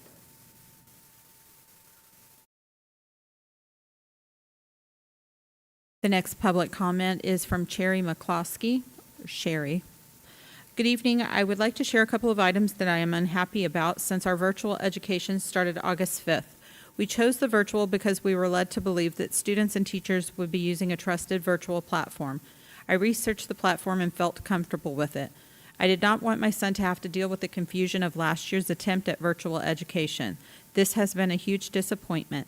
The teachers are using Florida Virtual as another resource, like iReady or Alex. My son is having to use multiple means to get to materials, worksheets, meet for class, and turn in assignments into teachers.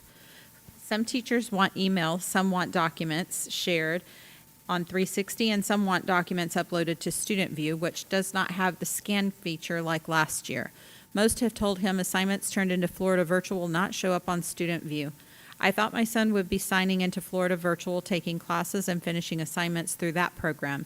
I read that they could work ahead if they wanted to. That is not an option. We cannot find a book so he can get better at math explanations. He should have books in his hand and at least math books if they are not using Florida Virtual. The math book in McGraw-Hill Online in the student resources is too difficult to use full-time. Frankly, if we were not afraid of losing our variance and if this was not our son's 8th grade year, we would be looking for a different program for the first semester. In addition, my son's class size is too big. If the teachers were using the virtual platform, it would be different, but they are not, and my son's class is too large. My biggest concern about choosing the virtual platform was that I was worried my son would be missing out on social interaction. It was sad to see him thrilled to see his classmates on the first day of school, and then the next day the teacher told them that the district required the cameras to be off. Having the cameras on was another way my son would be able to see his friends and feel part of a class. My daughter's children have the cameras on for their classes, so this must not be a district rule or was told to us by my son's school. Another problem is the lunch program.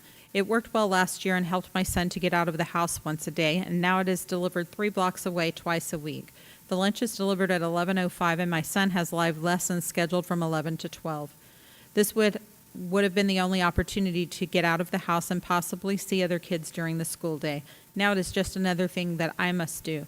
Between no camera and he can't get his own lunch, it will just be him and me and the TV all day again, just like last year. I usually try to stay positive and patient, but I am very disappointed and a little frustrated. I hope you can ask the schools and teachers to be consistent and use Florida Virtual exclusively for the students that choose the virtual program for the semester. I expected better. Thank you.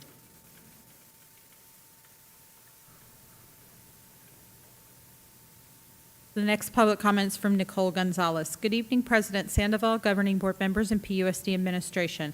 I have had the privilege working with some amazing educators in the PUSD district for 5 of my 17-year teaching career.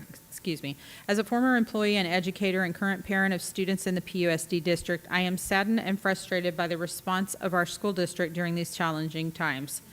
It is quite clear that PUSD was not prepared for the first day. While we understand that these are challenging times, they are for everyone, and there are districts out there running circles around us. You did not properly prepare your teachers to return virtually, and you had months. You purchased an online platform, Florida Virtual Academy, at the beginning of July and communicated to parents this was the option if they did not wish to return to live instruction. Yet here we are at the end of August, and teachers have now been forced to use this as their sole curriculum while using other programs to supplement. This was not clearly communicated to parents before the start of school, and now we are hearing that when we return to in-person instruction, Florida Virtual will continue to be the curriculum used. This is not acceptable. I am asking the board to take action immediately to have the district administration clearly define what the expectation is regarding instruction with Florida Virtual. You have teachers who are more than frustrated. I have heard them myself on my child's Teams meetings, apologizing over and over for not knowing how Florida Virtual works. To bear with them, and if they were teaching the curriculum they were already experts in, it would be different. So that is my question. Why are we not allowing the teachers to teach the way they know best with the curriculum they already know? It is because of funding from the state that we had to have an accredited virtual program, then use it for virtual students only. Our teachers are experts and professionals, and we need to treat them as such. I have heard from school admin at the high school level that the decision was made to use Florida Virtual for the entire semester because online-only students are mixed into classes with those that want to return in person because they couldn't come up with a master schedule.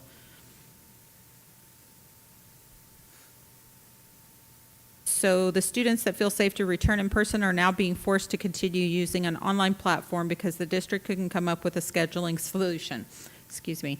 None of this was ever informed to parents. The confusion and lack of clear communication is upsetting students and parents district-wide, thereby creating negative learning environment for all.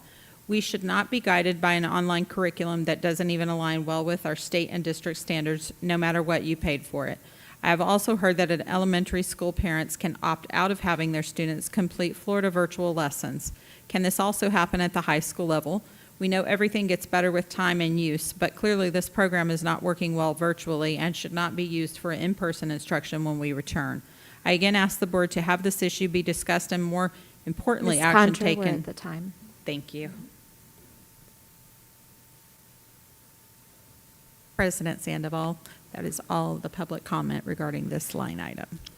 Thank you very much. I think as we listen to some of those, I mean, what Ms. Sale Martinez brought up around just clear and frequent communication, is important, to just make sure everybody's informed and inclusive, an inclusive approach to, how we move forward as a district. So, there again, if we can, make sure that we respond to each one of those individuals, and thank them, certainly for their comments, and do what we can to be a solution, for some of their heartburn that they're realizing. That said, any other questions, comments on this line item? Okay, moving on to Section 12, Informational Reports. 12.1, Budget, Facilities, Planning, and Construction Reports. These can be found on our website. 12.2, Report on Upcoming Meetings and Events. Ms. Ari, anything that stands out? Or? Okay, perfect, thank you. 12.3, Legislative, State, and Local Updates. Ms. Myers?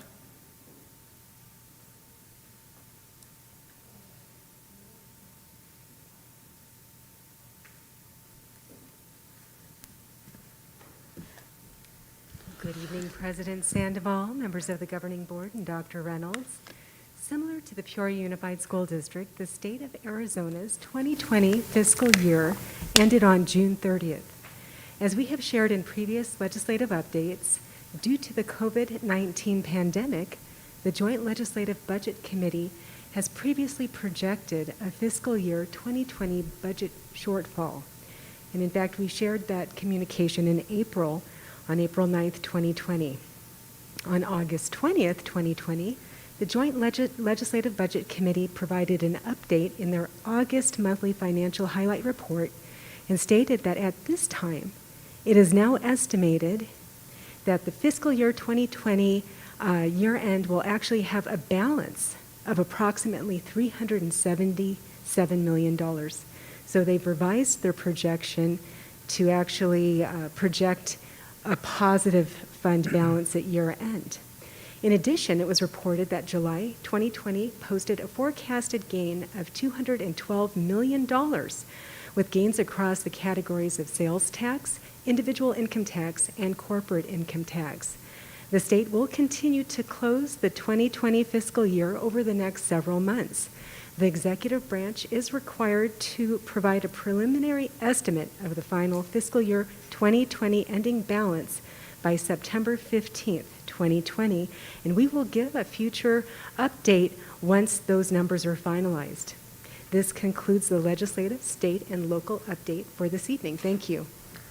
Thank you, Ms. Myers. So with the, I guess, the positive trajectory, if you will, I mean, can you just talk about how that impacts us, as a district? Yes, thank you. You may recall that on April 9th, I shared that the Joint Legislative Budget Committee was projecting at that point a $1 billion shortfall at the end of fiscal year 2021. So they were actually projecting past June 30th.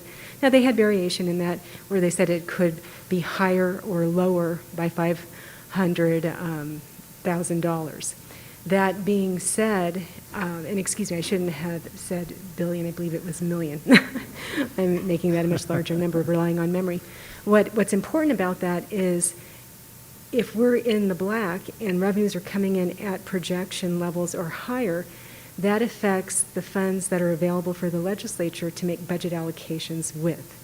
So the stronger that our economy comes back from the COVID pandemic, the better position we'll be in fiscal year 2021 and fiscal year 2022 from a state perspective as we move forward and set a budget. So I'm excited to report that our projections from April to today have improved quite a bit at a state level. Yeah, thank you for that. Ms. Martinez? President Sandoval, thank you. You read my mind. And so I'm just going to add for the September 15th meeting that you share how that impacts our district as well. Any changes that as the report comes out in September. Yes, thank you. Thank you. Ms. Hunter, you good? Ms. Myers, thank you very much. Moving on to section 13, other business, board member opportunity to readdress agenda items. Ms. Martinez? No, thank you, President Sandoval. No? I'm good as well, thank you. 13.2, draft agenda for the September 10th, 2020 regular board meeting.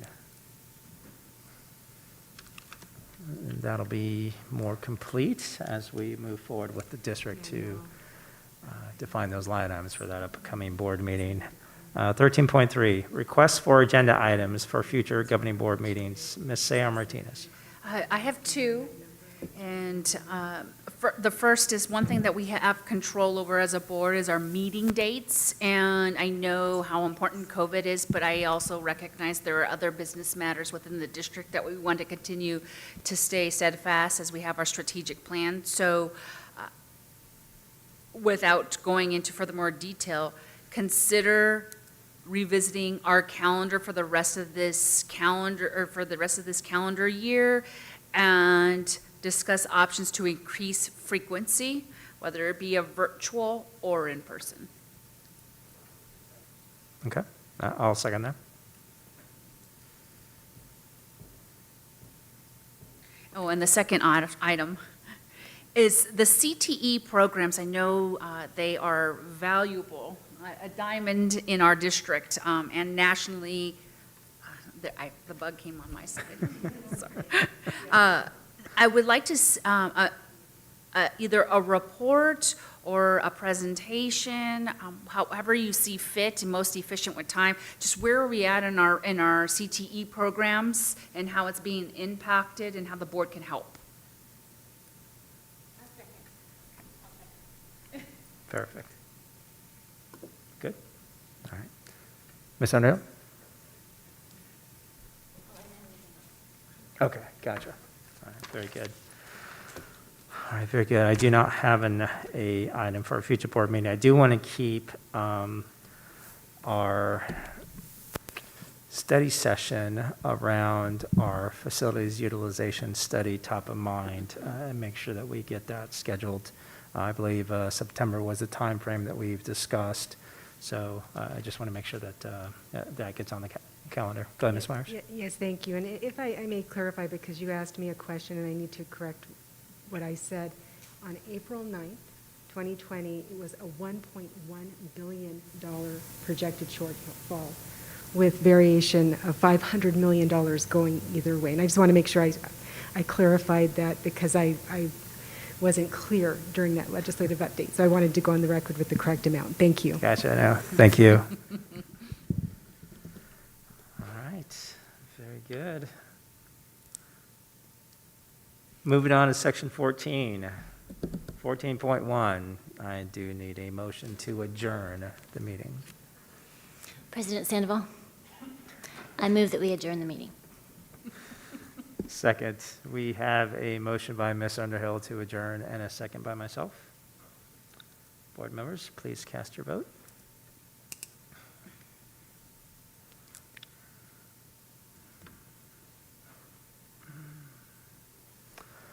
Motion passes 3-2, 2 absent, and meeting is adjourned at 9:46 p.m. Thank you, everybody, very much.